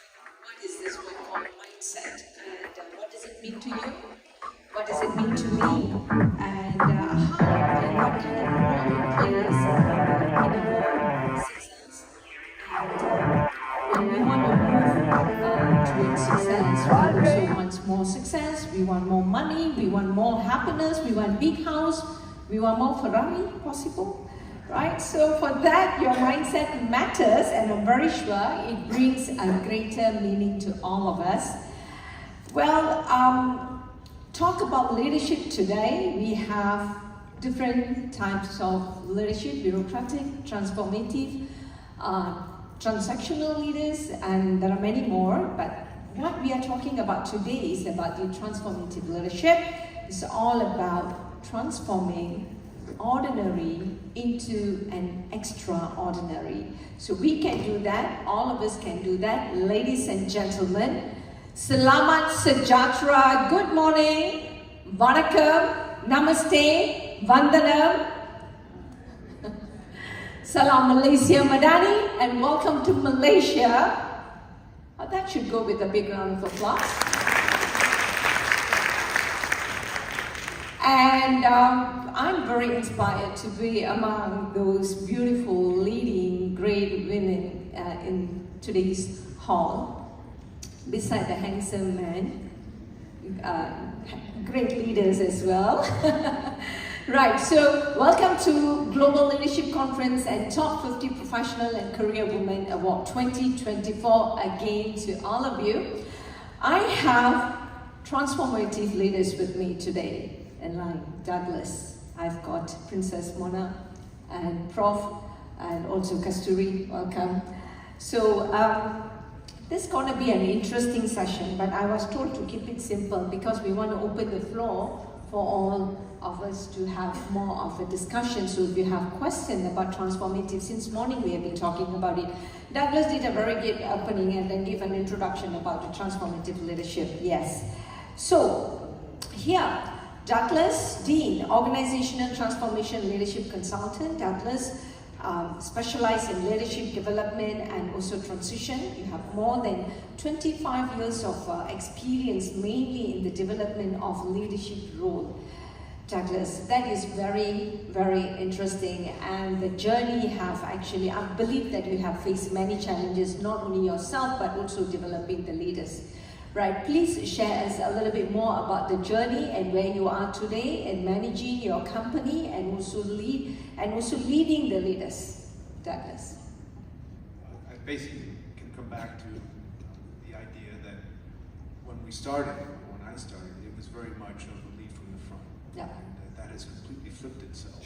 And really it's now very much listening to others, leading from the back, coaching, all of these skills that are required to lead teams. It is a very, very different environment, and it's been incredibly humbling over the last 2 to 3 decades to have done this transition.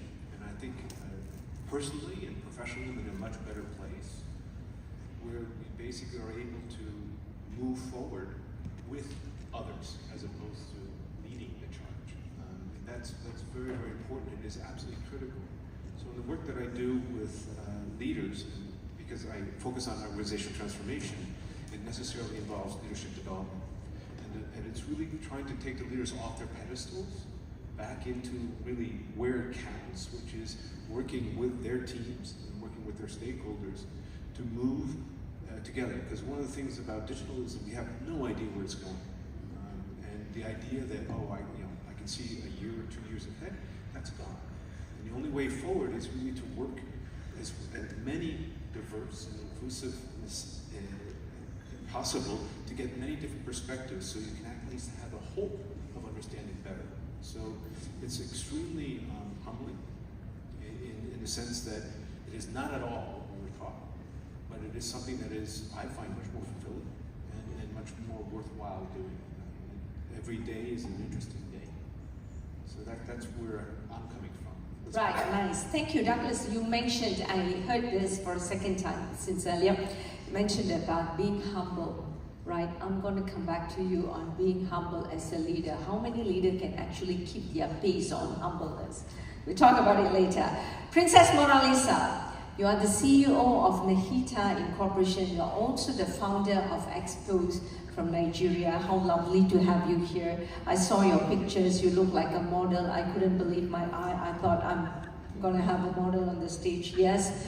And you are also a dedicated person to empower communities. You have fostered leadership and you've created opportunities for women and youth as well.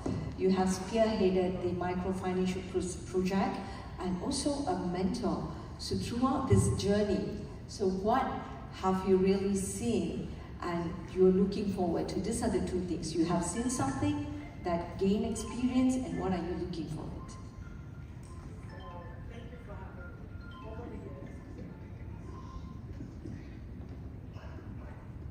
Thank you for having me. So my journey over the years has been interesting. I moved from law to wanting to make a difference in the world. So my background is actually law. And then I moved to the USA 27 years ago, and I realized that even though I was an immigrant in a foreign place, that there was no equality at all. I started pushing for DEI a very long time ago. So over the years, my career, my life, everything just keeps evolving. Just like with the digital world, we don't know what's gonna happen in the next 2-3 years, you know. So we just move with the change. But what has really transformed me to who I am today is a program that I started called Expose.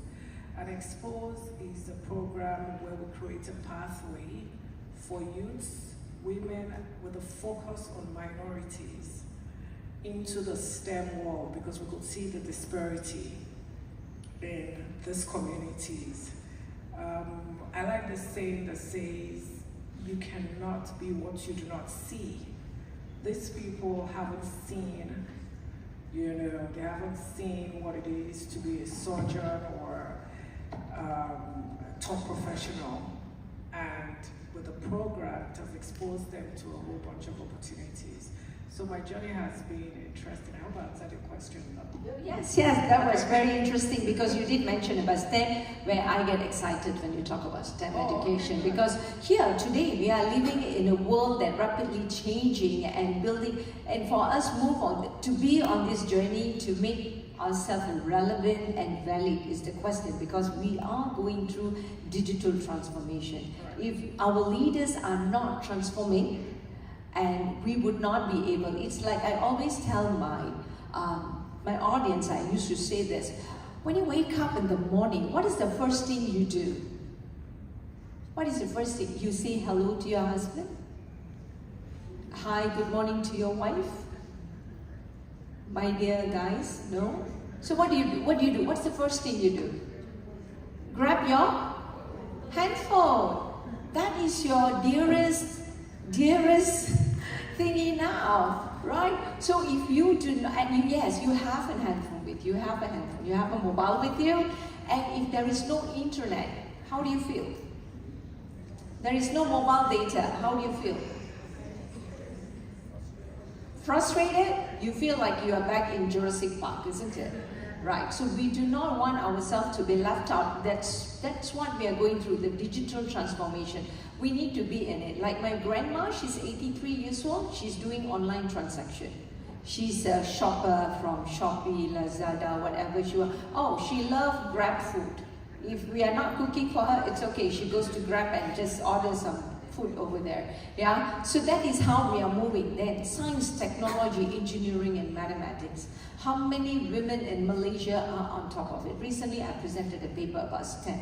And it is also quite sad that our women are also still not going up to that level of having STEM education here. STEM education is available, but how many of the women there are ready to grab this opportunity? We're going to come back to that point.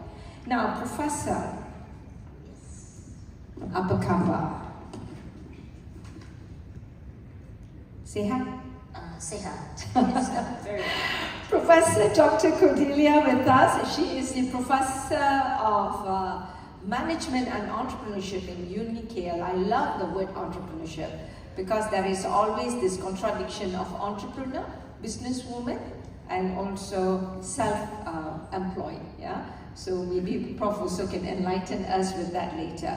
Prof, you are also the member of a couple of associations, including the Asian International Chartered Bank Malaysia Association of Applied Linguistic advisory role in UNESCO, and you are a deeply inspired educationist.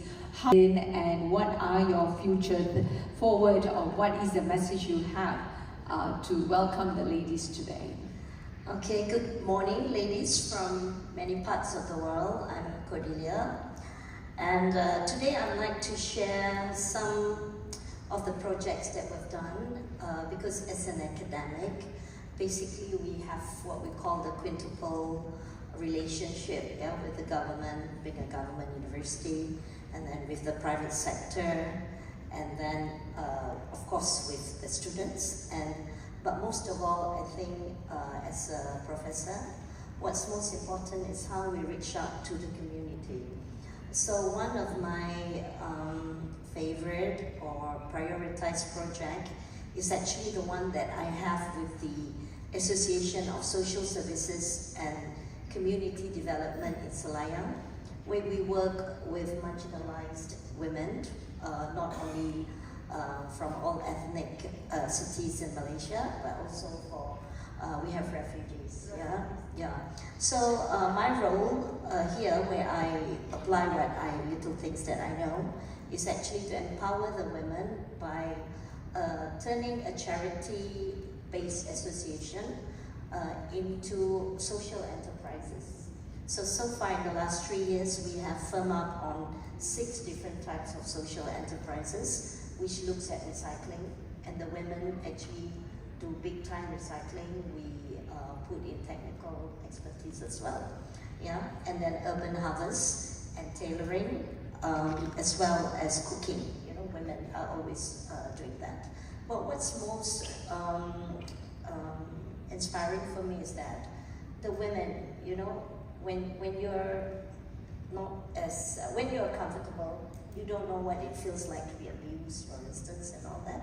But when we work with them, transforming them to be subject to abuse and to empower themselves, and then from the women and youth. Right, we all learn every day from each one of us, isn't it? Thank you very much, Professor.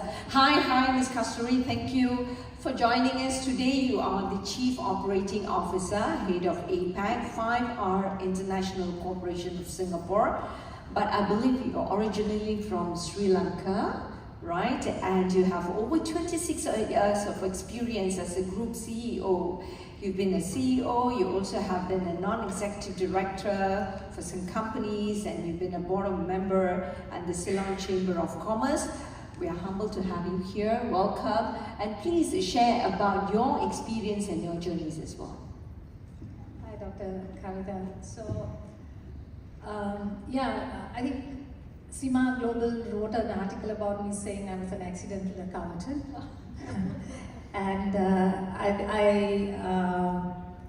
was one of those who actually joined the corporate world only to play sport. I was a national basketball and netball player, and I was recruited to play sport. And I didn't have an ambition to join the corporate world, but I always was ambitious enough to do well. And it so happened I became an accountant while playing sport, and that led me through this whole journey, and anchored around the predominant need of being a better mom, and my job enabled me to do that. At 29, I became a single mom, and then I thought I'm going into full-time work. I was a director consulting at Arthur Andersen then, but I was good at it. If I made up my mind, I could be good at something. The problem is I just hardly make up my mind. So, and I then started doing this role, and like Doug said, I was put into different roles, but I had people who were better than me working for me, but what I brought was enough passion and ambition for them to want more and do big things. So, and also I'm spiritual, and God was right through with me, and somehow by the grace of God, wherever I went, there was kind of exponential growth. So then they kind of woke up and said, okay, Kasturi seems to be doing okay. Because as a woman, you're like a functional head, right? And then I became a group CEO of HEMAS, which is a public quoted conglomerate, 6,000 employees. There's another part of me is I get bored after some time. I hate status quo. And sometime in my life last year, and then I always had offers, and because my mom lived with me, by that time my kids were big and one is married, so I was no longer that mother. I could say I was needed as a mother, I was not needed. They were adults. So I was more taking care of my mom, and I wanted to be anchored around Sri Lanka, and I was thinking I need to do something different.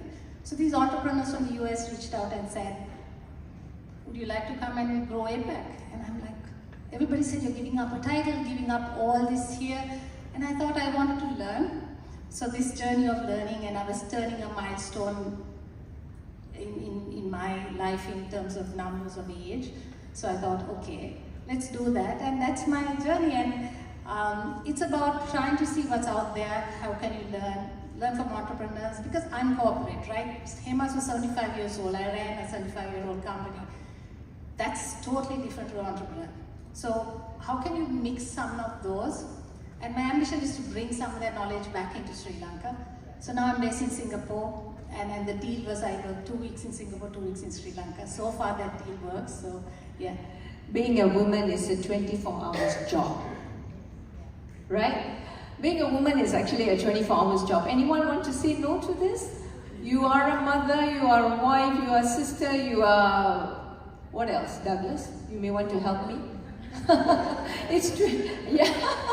Yeah, and the most important part, as we age, not only you have to pay attention to your career, but at the same time, place is and see what we can contribute and do our best there. So Douglas, back to you about being humble as a leader, and we want to go deeper a little bit on that topic, whereby in order for us to be resilient and also we need to view challenges as opportunity.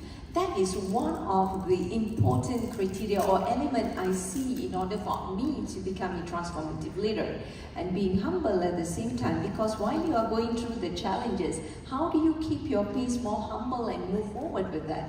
I see a lot of leaders talk about Air Asia leaders, talk about Mars Airline leaders, talk about many other leaders that I've actually seen. There are at one point of a time that their humbleness will go behind the pocket. So tell me about it. Yeah. So being humble is actually admitting you don't know.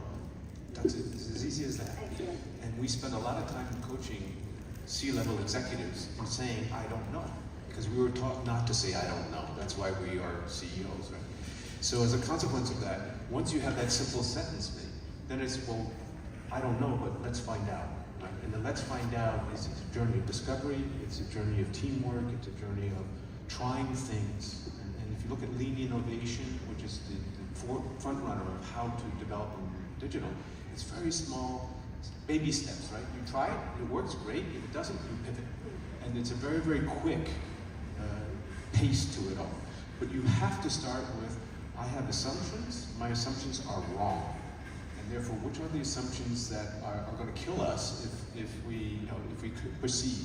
So when we do the lean innovation pieces, it's always check our assumptions, because they are the ones that are going to get us in big trouble.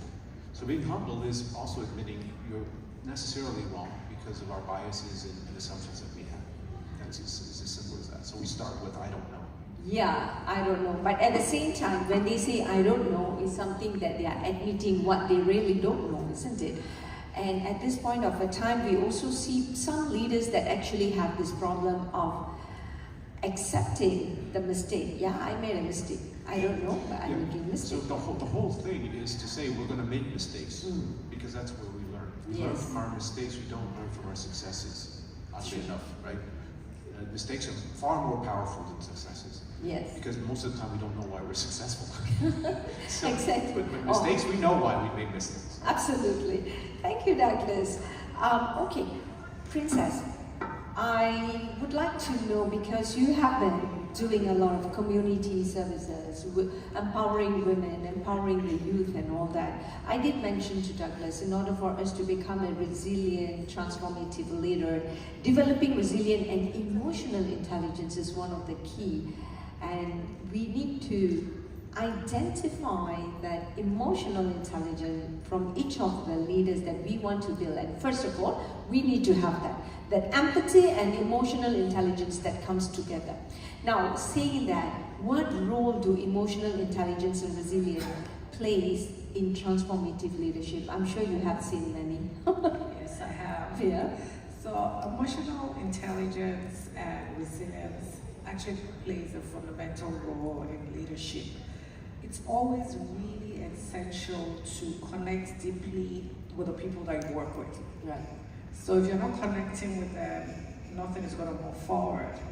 So it goes back to being humble. It goes back to giving them a seat on the table. Right. And finding out what their opinions are before you make the final the final decision. Decision, yes. Because they want to feel as if they are part of the decision making. So you have this company, you're running the company, and you're not calling the team members to the table. Their voices are not being heard. Yes. I want them to work for you and be very productive. It's not going to happen. Sure. So it's very important that they have a seat on the table and their voices are heard. Okay, right. When we talk about the leadership here, we're talking about transformative leadership. I have a question to the audience. Hello everyone. Good morning. Okay, I've got a question here. How many of you have seen ostrich? Put up your hand. Seen ostrich. How many of you have seen a leader behaving like an ostrich? One, two. We've got double the hand at the back. Okay, we're going to talk about that leadership later. Princess got shocked. Oh gosh, okay. Right? Okay. Professor, we want to promote inclusive leadership. We love this topic, isn't it? Inclusive leadership, yeah. And how can leaders actually create culture that values diverse voices and perspectives? Because I think from Professor's perspective, where you are doing a lot of community, not only to the local, but also to some refugees, it really touches us. So please tell us from that perspective, how do you actually create this culture values the diversity, voices and perspectives? I think it starts with the individual. How many of us are inclusive? How many of us know people beyond, your immediate comfort zone? Yeah. In my class, one strategy that I always start with is to bring that little globe, even though you're digital, but I actually have a small physical digital globe. And many students don't know there are 7 continents, 7 seas anymore. They know a lot of things, but they don't know things neatly packaged like what we learned many, many years ago, yeah? So anyway, when you talk about being inclusive, if it starts with the individual, then there are 3 things actually that you have to understand. Number 1 is yourself. Are you inclusive? What are your prejudices, yeah? When you look out, do you only want to see the same type of people? That's number 1. Number 2 is then you look at your communities. Whom are you interacting with? Yeah, and you have both virtual and non-virtual. So we can be very inclusive, we can be very global actually now. And then after that, once you've done that, then you look at the context, because leadership is contextual. Where can you lead? Yeah. So when we think like that, so it's going back to what Princess is saying, you've got your emotions, you've got your cognitive being, you're an emotional being, and you are a spiritual being. So being inclusive means you've got to engulf all these 3 domains and ask yourself, yeah, what does it mean to be a leader? Remember, everyone is a leader. That's an important point. Because even if you're a gardener in a school and you're the headmistress, you have the gardener. When the gardener goes home, he's the leader in the house. Yeah, so being inclusive means understanding all these people, what are their needs, what are their challenges, and the world is very not inclusive now. We're very divisive. Despite knowing a lot about each other, we tend to want to think that there's only one way of looking at things, there's only one religion to be, respected, my religion or your religion, or my race or your race, yeah?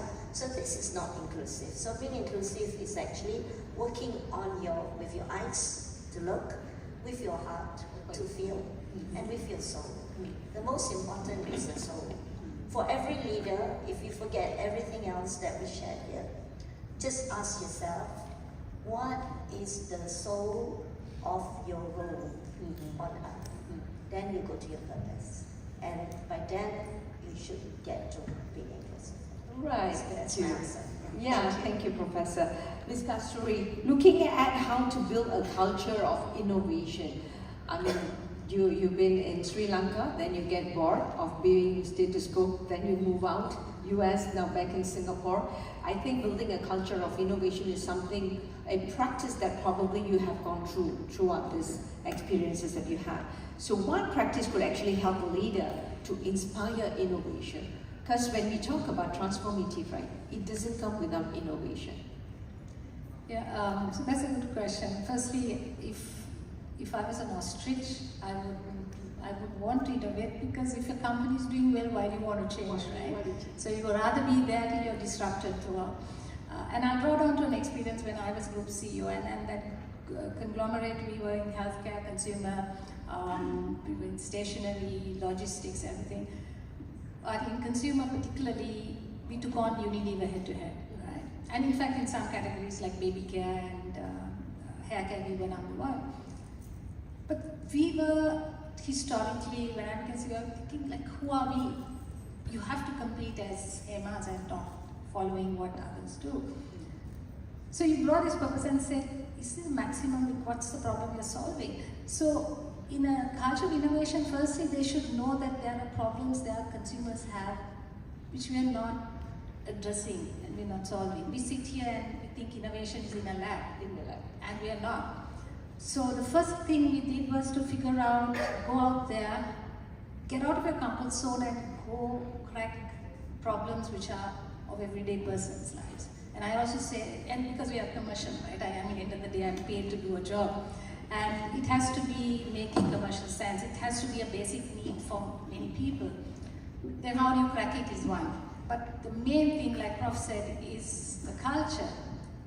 HR people would say, so I put this thing as, how do we bring this culture of innovation to HR?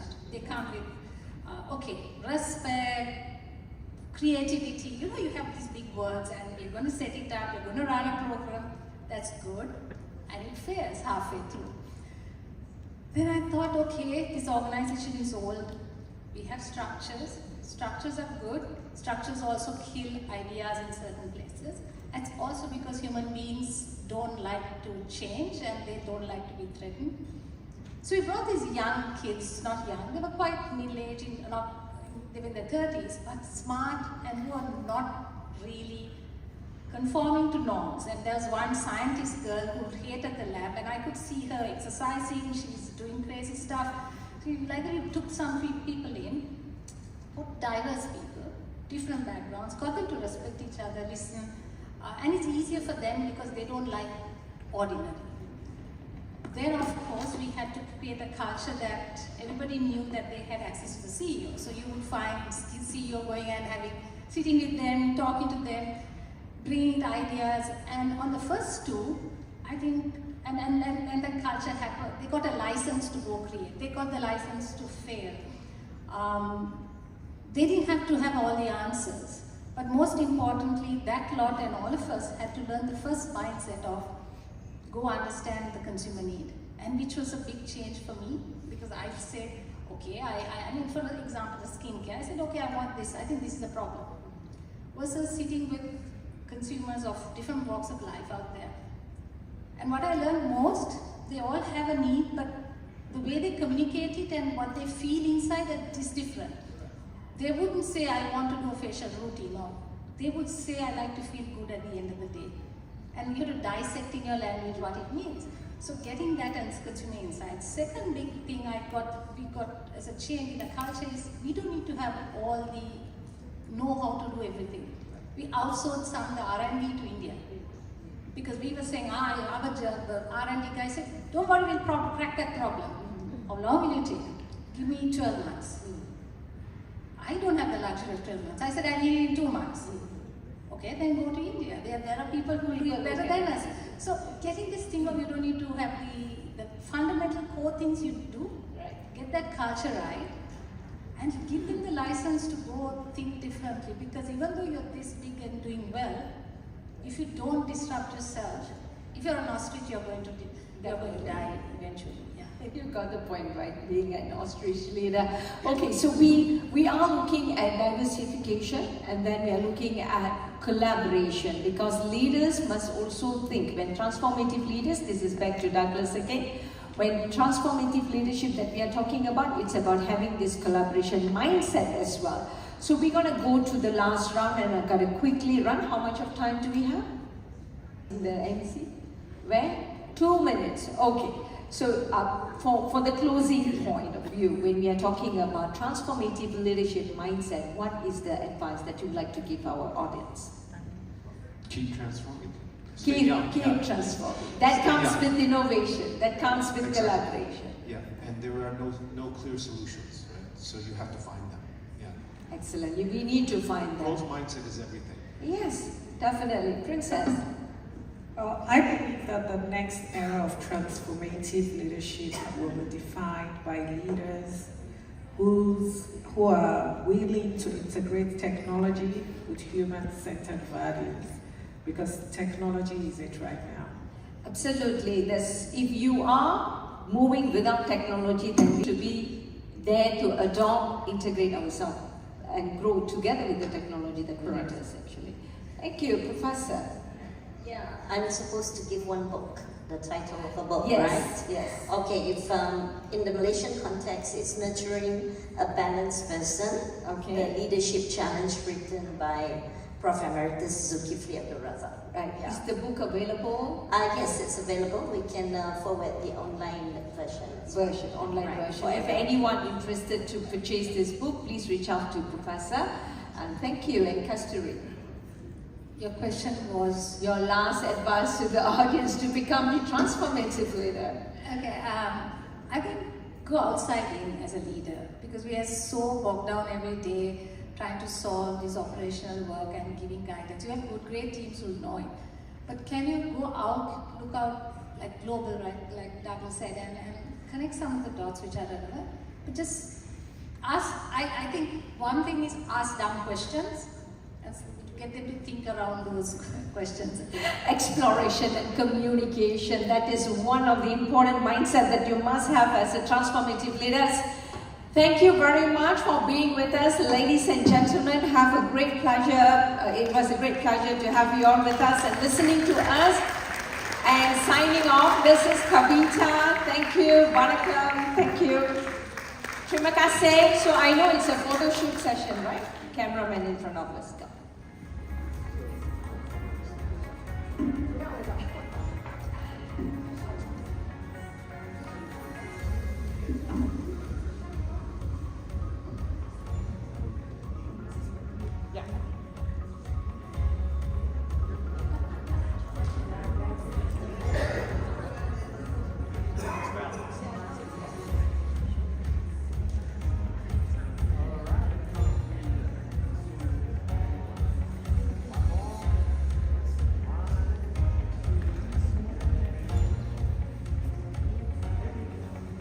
Thank you, Dr. Kavita Murthy, and also to the panelists for the interesting, thought-provoking discussion. And we are moving on to the question and answer session. Can all of you please be seated?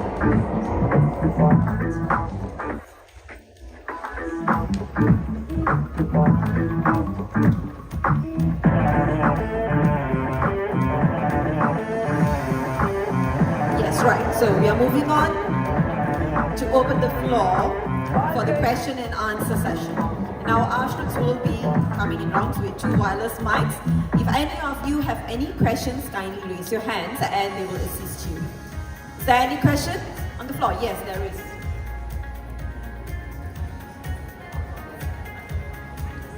Can the ushers pass the mic?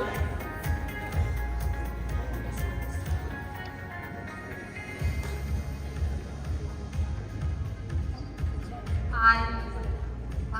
Okay, my name is Menaka. I have a question, probably to Doug and also to the professor. So the world has transformed over the centuries and in the last decades. So is there anything that we can take, anything positive that we can take from those, from our previous times to this transformation? Regrettably, no. And the reason I say that is that the growth that we have experienced over the last 30 years is exponential. We have never been through a period like this before. And what does the future look like? It's going to be even further. So we have to take that on board. There is nothing in the history that we can actually rely on as some, there are traditions, there are cultures, there are things like this that we can rely on, but fundamentally the way forward is unknown, completely unknown. And if we think that we can rely on what we know, we're going to be humbled, for sure. I have to answer yes. Yeah, up to you, yeah. All right, I think there are lots of wisdom, Don't underestimate wisdom from human age that we can always look back to, because I think sometimes we've got to stop and think. For instance, like they say, okay, you must teach online hybrid. And I remember the time that we didn't have all this, and we learned as well. And what if I choose not want to be digitalized? Is there a choice for me? I think there is. So we've got to look out for that. Both ways, yeah, going that side and going that way. Thank you. Yeah. Thank you very much. Any more questions from the floor?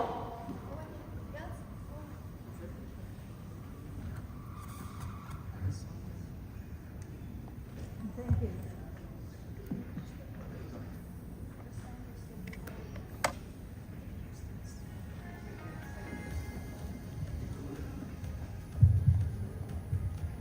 Thank you. I'd just like to find out what you feel about transformative leadership from the perspective of the elephant in the room, that decades of misogyny and male mindset in the workplace has held back what many research has shown in terms of Harvard has done some excellent work, that women are more transformative just based on their experience of juggling home life in terms of the way they work with multiple tasks and multiple situations and manage stress. So what can leadership do to kind of mitigate the risk that the standard male lens puts on business and corporates and even the progress of women? As the male, I'll answer that. Fundamentally, if you look at how you can lead successfully in an organization or in a world environment that is increasingly complex, the female qualities of community, of inclusiveness, of EQ, as we call it, emotional quotient, etc., fit far, far better the model leadership than the previous one, which was lead from the front, be the master of content, take your opinions and make them true type of thing. That is a recipe for disaster in today's world. So actually the female's natural, more gender-oriented around the elements of individual, right? You all have a lot more estrogen than we do. And the estrogen content and the oxytocin. Yeah, and you are going to matters, absolutely, absolutely. But just also in the generosity of the spirit and the knowledge of others, right? You are the gatherers, we're the hunters. The hunters have no place here. We need to gather. Princess, you may want to add on to the point. I already did. I told him we're the managers. We're born to be managers. So we've been managing since we were babies. So going into the workforce is not going to be anything new for us. Yes. Maybe I can add some point as well. Women are great navigators. Right, but one good, I think from my perspective, I work in a field that is dominated by men. It's the IT field, and being in cybersecurity among all the other men, techies are different, yeah? And work 24 hours on your heels with your short skirt in a data center, it's totally different, right? But for us, it's important to have this 3C, that's what I carry with me. Collaborate, communicate, cooperate with men, right? Kasturi. Just one thing is, I learned that I used to think I was not normal because my thinking was fluid, and I realized no, because I sit with a lot of men and they're very linear in thought, so they don't understand it until you have to learn to communicate your thoughts into a more linear fashion.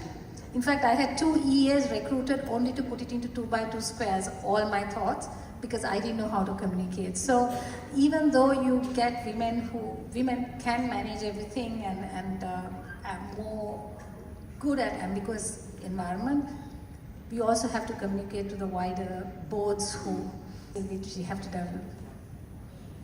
Right, so thank you very much for the question, and is that all? Yes, yes ma'am, yes, Dr. Maria. The mic. No, what I want to say is that there are no hard and fast set formula that we can apply in leadership in today's dynamic world. It depends on the circumstances, it depends on the company, it depends on this kind of organizational structure that you have. I think what you need is the kind of mindset that you need to bring and your own self. As a female, I do not think that we should just belittle ourselves or be intimidated by the structure. I think we need to school ourselves to be the female and lead like a female, walk like a woman, lead like a woman. Thank you. Fantastic. Thank you. And that concludes the question and answer. One more, all right? All right, that concludes the question and answer session. And we'll move on to the memento presenting ceremony. And I would like to invite, once again, the organizing chairman of Global Leadership Conference 2024, Professor Dr. Selvraj, to the stage to present the memento.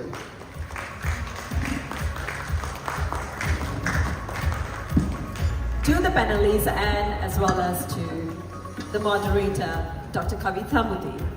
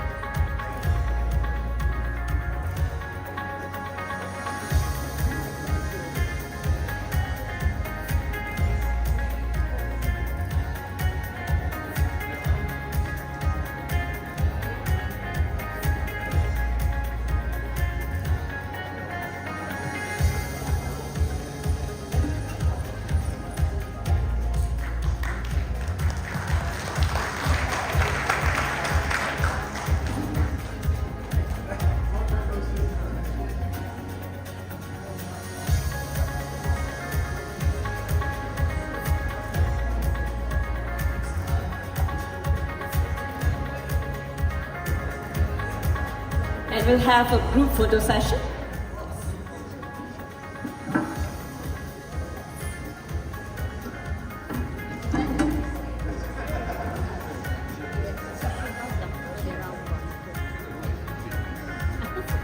Two thorns amongst four roses.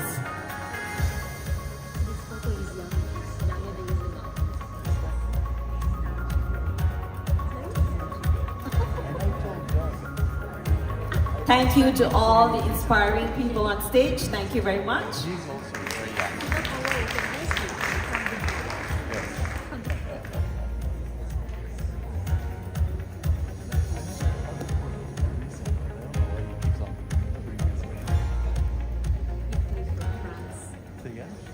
All right, I'm sure all of you had an interesting session.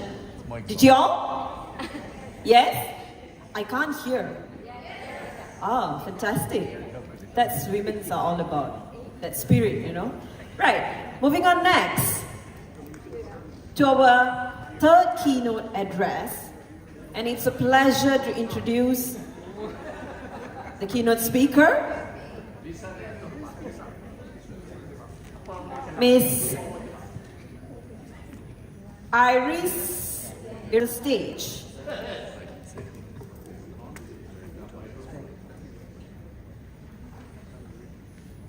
Just a little brief about her. And Miss Iris Irumwa is a business leader, HR expert, speaker, and author dedicated to empowering professionals to achieve personal and organizational milestones through human-centered approach. With an MBA from Oklahoma Christian University, USA, and over 15 years in strategic leadership, she has coached more than 4,600 people in business strategy, leadership, and self-development. the founder and CEO of Lead Access leadership consulting firm based in Rwanda and Madagascar. She has also launched Women in Leadership Summit and awards to celebrate women's and to empower African women leaders across diverse industries.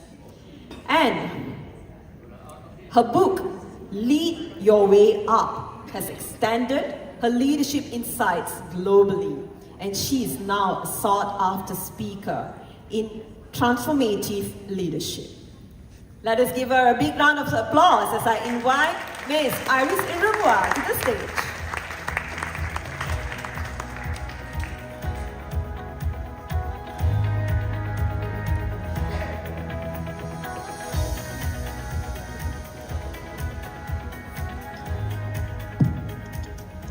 Good morning, everyone. I know we've been sitting for a while, so before I give you my remarks, I would like to invite you to stand up a little bit. And we're going to do a little bit of exercise. Don't worry, it's not going to be too tough. Clap once if you can hear me. Clap twice if you can hear me. Okay, that third one wasn't the right one. Clap once if you can hear me. Clap twice if you can hear me. Awesome. So I'm going to ask you to put your hands together like this, close to your chest, so that we can all be centered and rooted in this right moment. And we're going to do just a small exercise. I want you to imagine that you are smelling roses. And to smell roses, we need to use our nose. So what we will do is just take a deep breath like this. Inhale as much as you can. And imagine it's your birthday and you have to blow a candle. All right? So we're gonna try that again. We smell the roses and we blow what? Candles, right? 1, 2, 3, let's go. Let's blow the candle. All right, one last time. Let's exhale. Awesome. Now you can give a check to the person next to you on your right and your left, and then we're gonna get started. Quick check. Left, right. Awesome.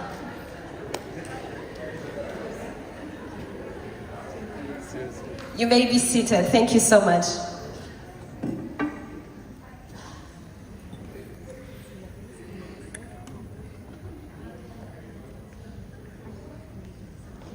How was that, by the way? Very good. Awesome. So good morning, everyone, once again. Selamat pagi. I'm trying, huh? As I was already introduced, I'm coming from the land of 1,000 hills, Rwanda, and I'm very privileged to be here today. And I wanted to start my remarks by asking a question that strikes the heart of leadership.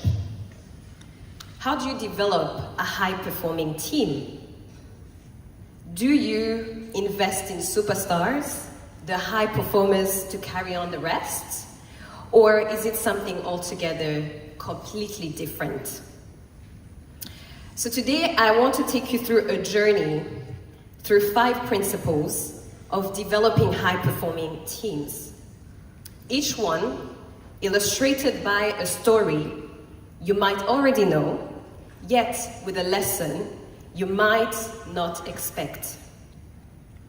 And as we explore these, maybe you'll find that building a great team isn't so much about individuals, but more about what we do as leaders to create a space where people bring their best selves forward. So let's start with the first principle. And the first principle is building a shared purpose through vision alignment. And I'll start by sharing a classic story that captures this. In the early 1960s, President John F. Kennedy toured NASA and spotted a janitor. Curious, President Kennedy asked, "What's your role here?" And the janitor, without missing a beat, replied, "Mr. President, I'm helping put a man to the moon." I hope I tried that well. This response reflects a truth every leader should know. Purpose ignites motivation. When people see how their work contributes to a larger goal, they find meaning in every small task. As leaders, our job is to set this vision, to connect every role, no matter how big or small, to something greater. What happens then is that everyone will feel that they're essential to the mission. So now think about your organization. Does everyone understand and connect to the mission or not? Perhaps that's an answer you can reflect on. The second principle is the power of communication for team success. Again, with another story. Imagine the Apollo 13 mission. Here we have a crew facing life or death, stuck in the space, and a ground team scrambling to bring them home. What saved that mission wasn't just science. Today we're talking about AI, tech, and everything, but it wasn't science. It was relentless back and forth communication loop. Hundreds of people working together, sharing ideas, troubleshooting in real time. This level of communication doesn't happen by accident. It's a culture. And as leaders, we are responsible to shape it. It's upon us all to foster an environment where voices are valued and ideas flow, and even the wildest thoughts are welcome.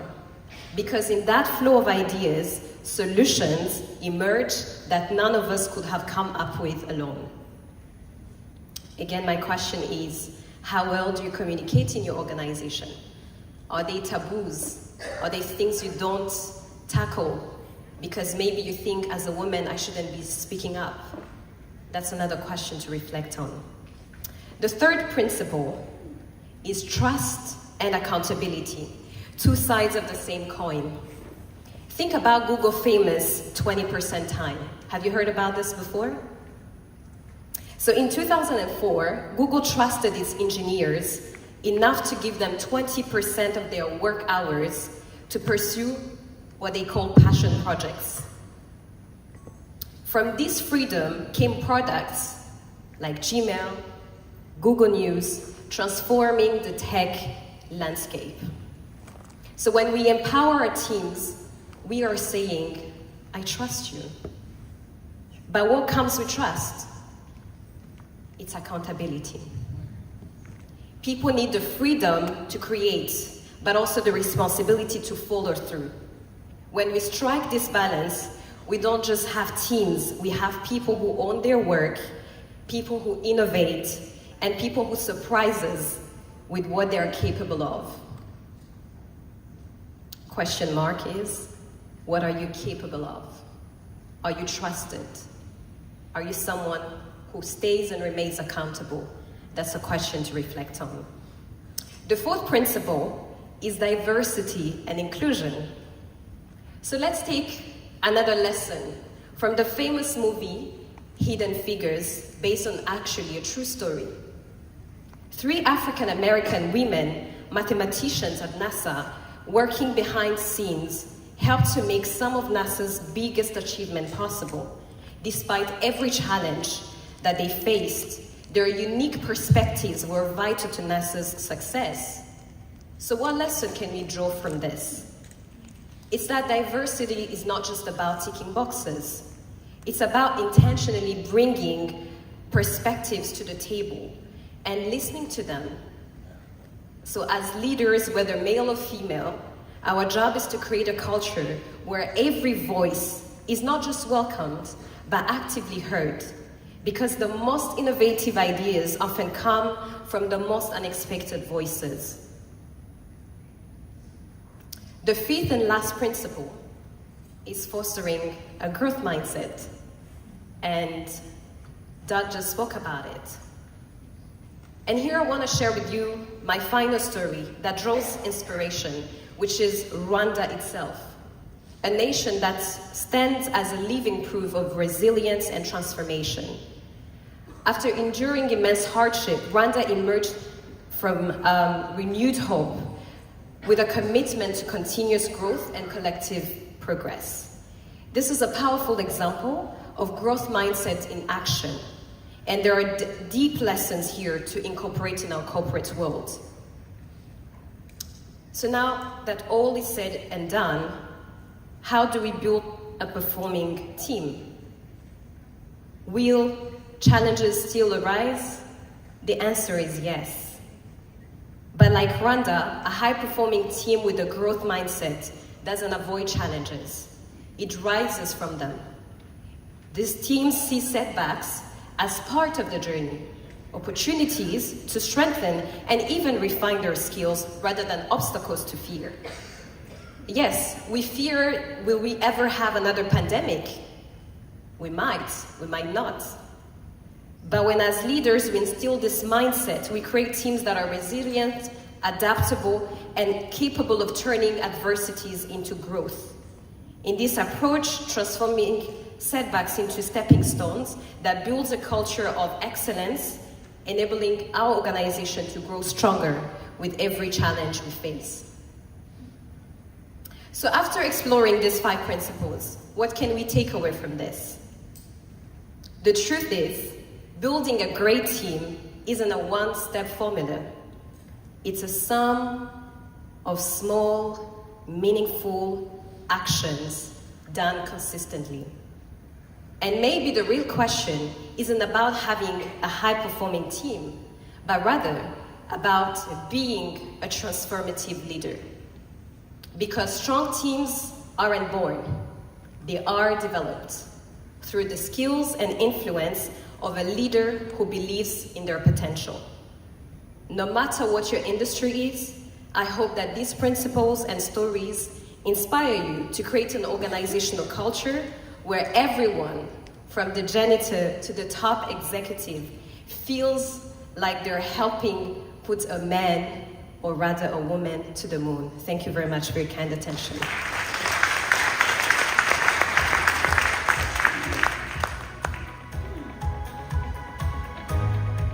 Thank you very much, Ms. Iris Irumwa, for the insightful presentation on the topic, developing high-performance teams.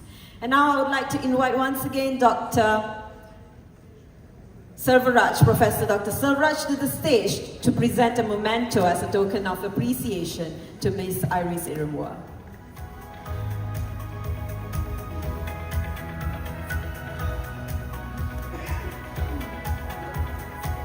All right, instead of Professor, Mr. Douglas will be presenting the memento to Ms. Iris.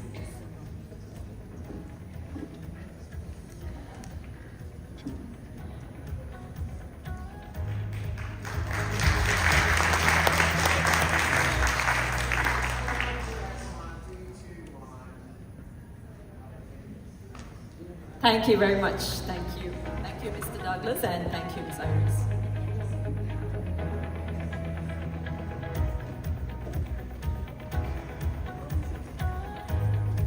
All right.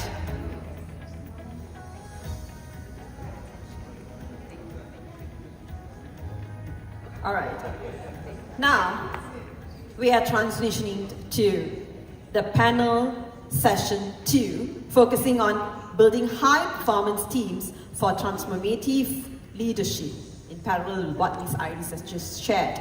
And to moderate this session, I'm pleased to introduce Ms. Khadija Abdullah, and a little bit about Ms. Khadija. Khadija Abdullah is the business advisor to Academy International Islamic University. She was involved in 3 transformation projects with great success, and she was on advisory committees, board of trustees, board of directors at both local and international level. She started as a teacher and later moved to the corporate sector, and she was a CEO for many years and has received various awards at the international level. She graduated with bachelor's and master's from University of London. Let's give her a big round of applause. And I invite Ms. Khadija Abdullah to the stage to moderate the next session. And it's now time for me to invite the panelists to the stage, starting off with Mr. Marvin Faure from France, Dato' Ada Poon Ying Hong of Malaysia, Ms. Windy Kim of USA, Dr. R. Usha Devi of Malaysia, and Ms. Anji Ang of Southeast Asia. And I hand over the stage to Ms. Khadija. Okay, Assalamualaikum warahmatullahi wabarakatuh, and a very good afternoon.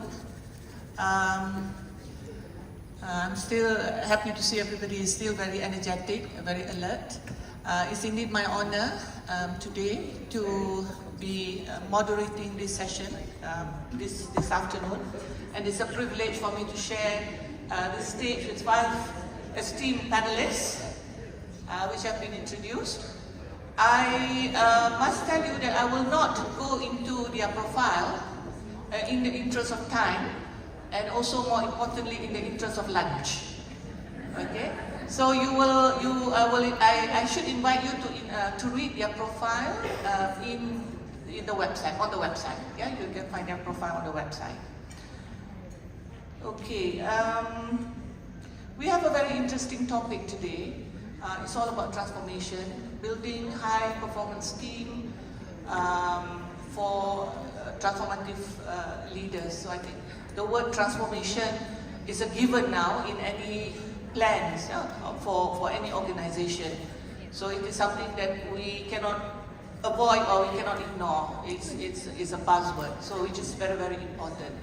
But as we all can agree, research has shown 70%, I think, of great transformation plans quite often fail in delivering its intended desired objectives. Yeah, but of course there are many reasons for that. Because situations, context, complexity may differ. But I'm sure you will agree, one, I think, of the factors anchoring the success or failure of any transformation will be leadership. Yeah. So with that, I'm just a moderator, so I hand over, I think, to my esteemed panelists to talk about the subject. And again, in the interest of time, we'll hold the questions till the end, so that everybody has enough time to cover the area that we'd like to cover, and also to give, not to be deprived of the time that they have been given. So with that, it's my pleasure to hand over the session to Mr. Marvin Faure, please. Thank you. Thank you very much, Khadija. So I'd like to, just in 2 minutes, try to summarize what defines a high-performance team, and in a sense, how do you get there? So I fully agree with Iris, who just mentioned her first point, which was that there's no such thing as a high-performance team without a very clear and inspirational purpose. And that's, in some cases, a tough one. In many teams, in organizations, the purpose is not totally clear.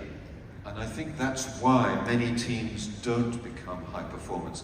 People are just not sufficiently motivated by the fact that the only real purpose seems to be to do what the boss says, or to make money for the company. That's not a high enough purpose to motivate people.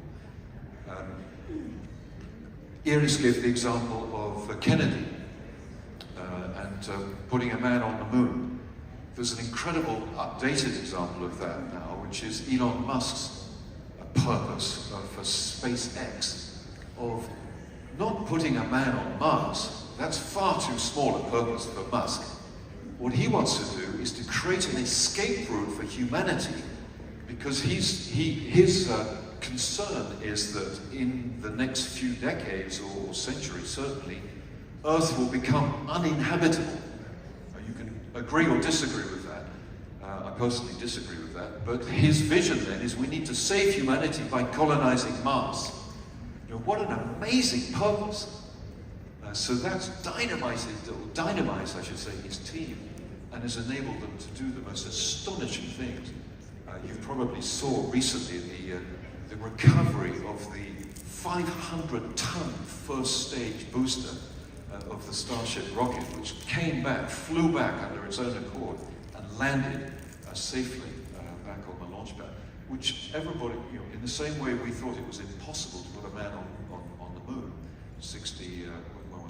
50 or 60 years ago, we thought it was totally impossible to recover the first stage of a rocket, and now they've done it. So we have to start with the purpose. And of course there are many, many other things below that, but without a clear, ambitious purpose, there's no such thing as a high-performance team.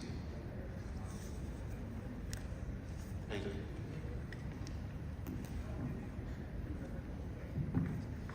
Hi, good morning everyone. I think this is a good sharing how we build our team. I'm in the travel industry, in the hospitality business. We have a space hotel and we do the travel agency in Malaysia. So how we build the team, the performance team, I think the first thing, I agree on that because of the goal is very important. We must let our team know what is your target and where you want to go. I think it's the first objective, is very clear direction for our team. Then the second thing, the culture of encouragement and the creativity is very important. Every time when we go to office, we were thinking, we are the leader, we go into meeting room. You talk, everyone quiet, or everyone willing to share the idea to you. I think this is very important for us to how we encourage a culture for our team. This is very important for to achieve our goal. So the second thing is the creativity. Nowadays, a lot of creativity we need to make it in our company. For example, my space hotel, last time the reception, we always have people to work on that. Now we need to work together with a robot. So the creative idea, how you encourage your staff to work together with a robot. So this is something, you know, in creativity in your performance and your company.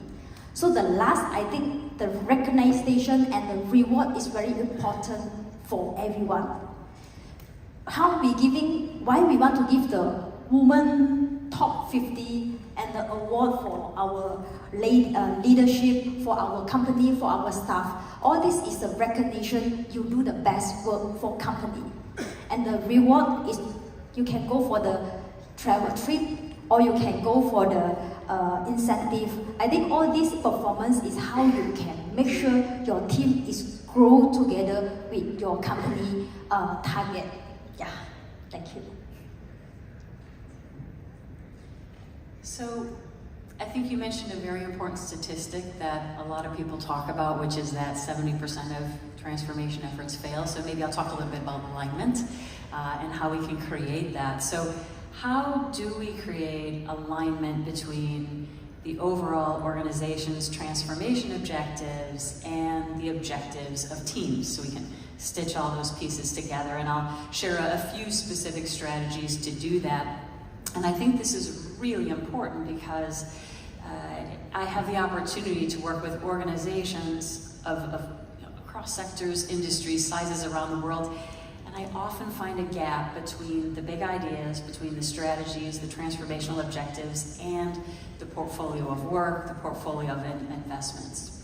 So the first strategy is just, I think, cascading the objectives, starting with the organization's transformation objectives and literally breaking them down into what it means to the teams, even breaking it down into what it means for individuals, so that you actually have a traceability from individual to team back up to what the organization is trying to achieve. And there's a saying that we've probably heard, a strategy is only as good as our ability to execute upon it. But even with clear objectives and all of the ties between them, I think that gap is often still there. So another strategy or another thing to make sure is in place is clear courses of action and definitive courses of action.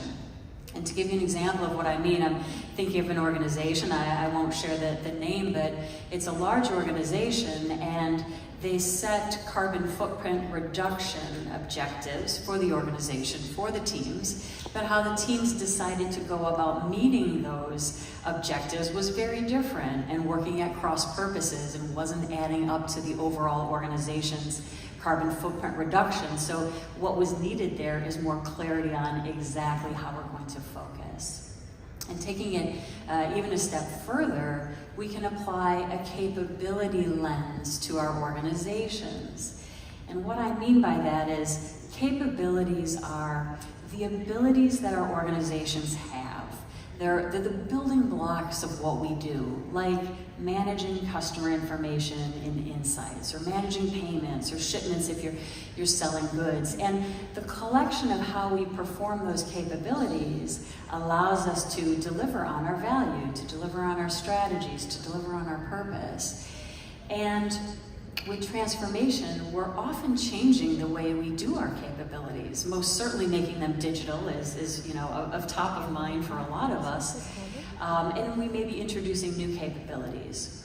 So capabilities are so powerful because they transcend teams, they transcend functions, they transcend organizational and product areas. And so every team can understand what changes, what investments do we need to make to people, process, technology, to help this organization do a better job at delivering on these capabilities and ultimately on the transformational objectives. Good afternoon, everyone. Okay, in Malaysia, if you know, there are a lot of unique challenges because of, to build high performance team. Because we are diverse, we have we're a multicultural country. So as such, there's a lot of challenges. So I can say it's both an asset and also a challenge actually. The key challenge I would say is aligning all the different kinds of cultural values and communications styles towards a shared goal. So you have one goal, everyone works towards it.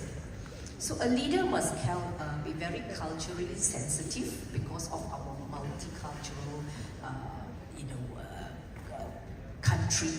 And also a leader has to create an inclusive environment where every team feels valued, they feel they are heard.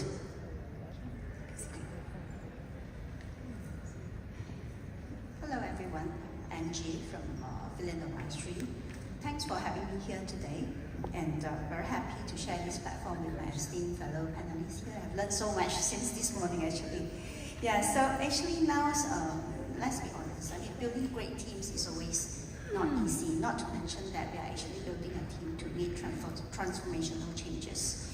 So from what I have been through as a management consultant and my experience, the right team isn't just really a nice to have thing, it is really the heartbeat of any transformation. So it's very critical. So when it comes to talking about high performance teams, a lot of time we are always thinking, this team will be able to deliver the job, able to innovate consistently, marking all the check boxes and everything else. But the truth is, a great team is built on 3 key pillars, which I think has been shared vastly, during these morning sessions, which is clarity, trust, and diversity. First, clarity for purpose. So people need to know why their words matters. I think that is very important. So when the team aligns behind a clear vision with a shared goal, it is no longer just a job. It's actually a mission that they can accomplish for a bigger good. Yeah. Secondly is trust. This is not about liking each other. This is really about having a safe environment for people to be creative, to share ideas, and even to make mistakes. That's very important. And diversity. I think my colleague here actually spoke about diversity. I think that is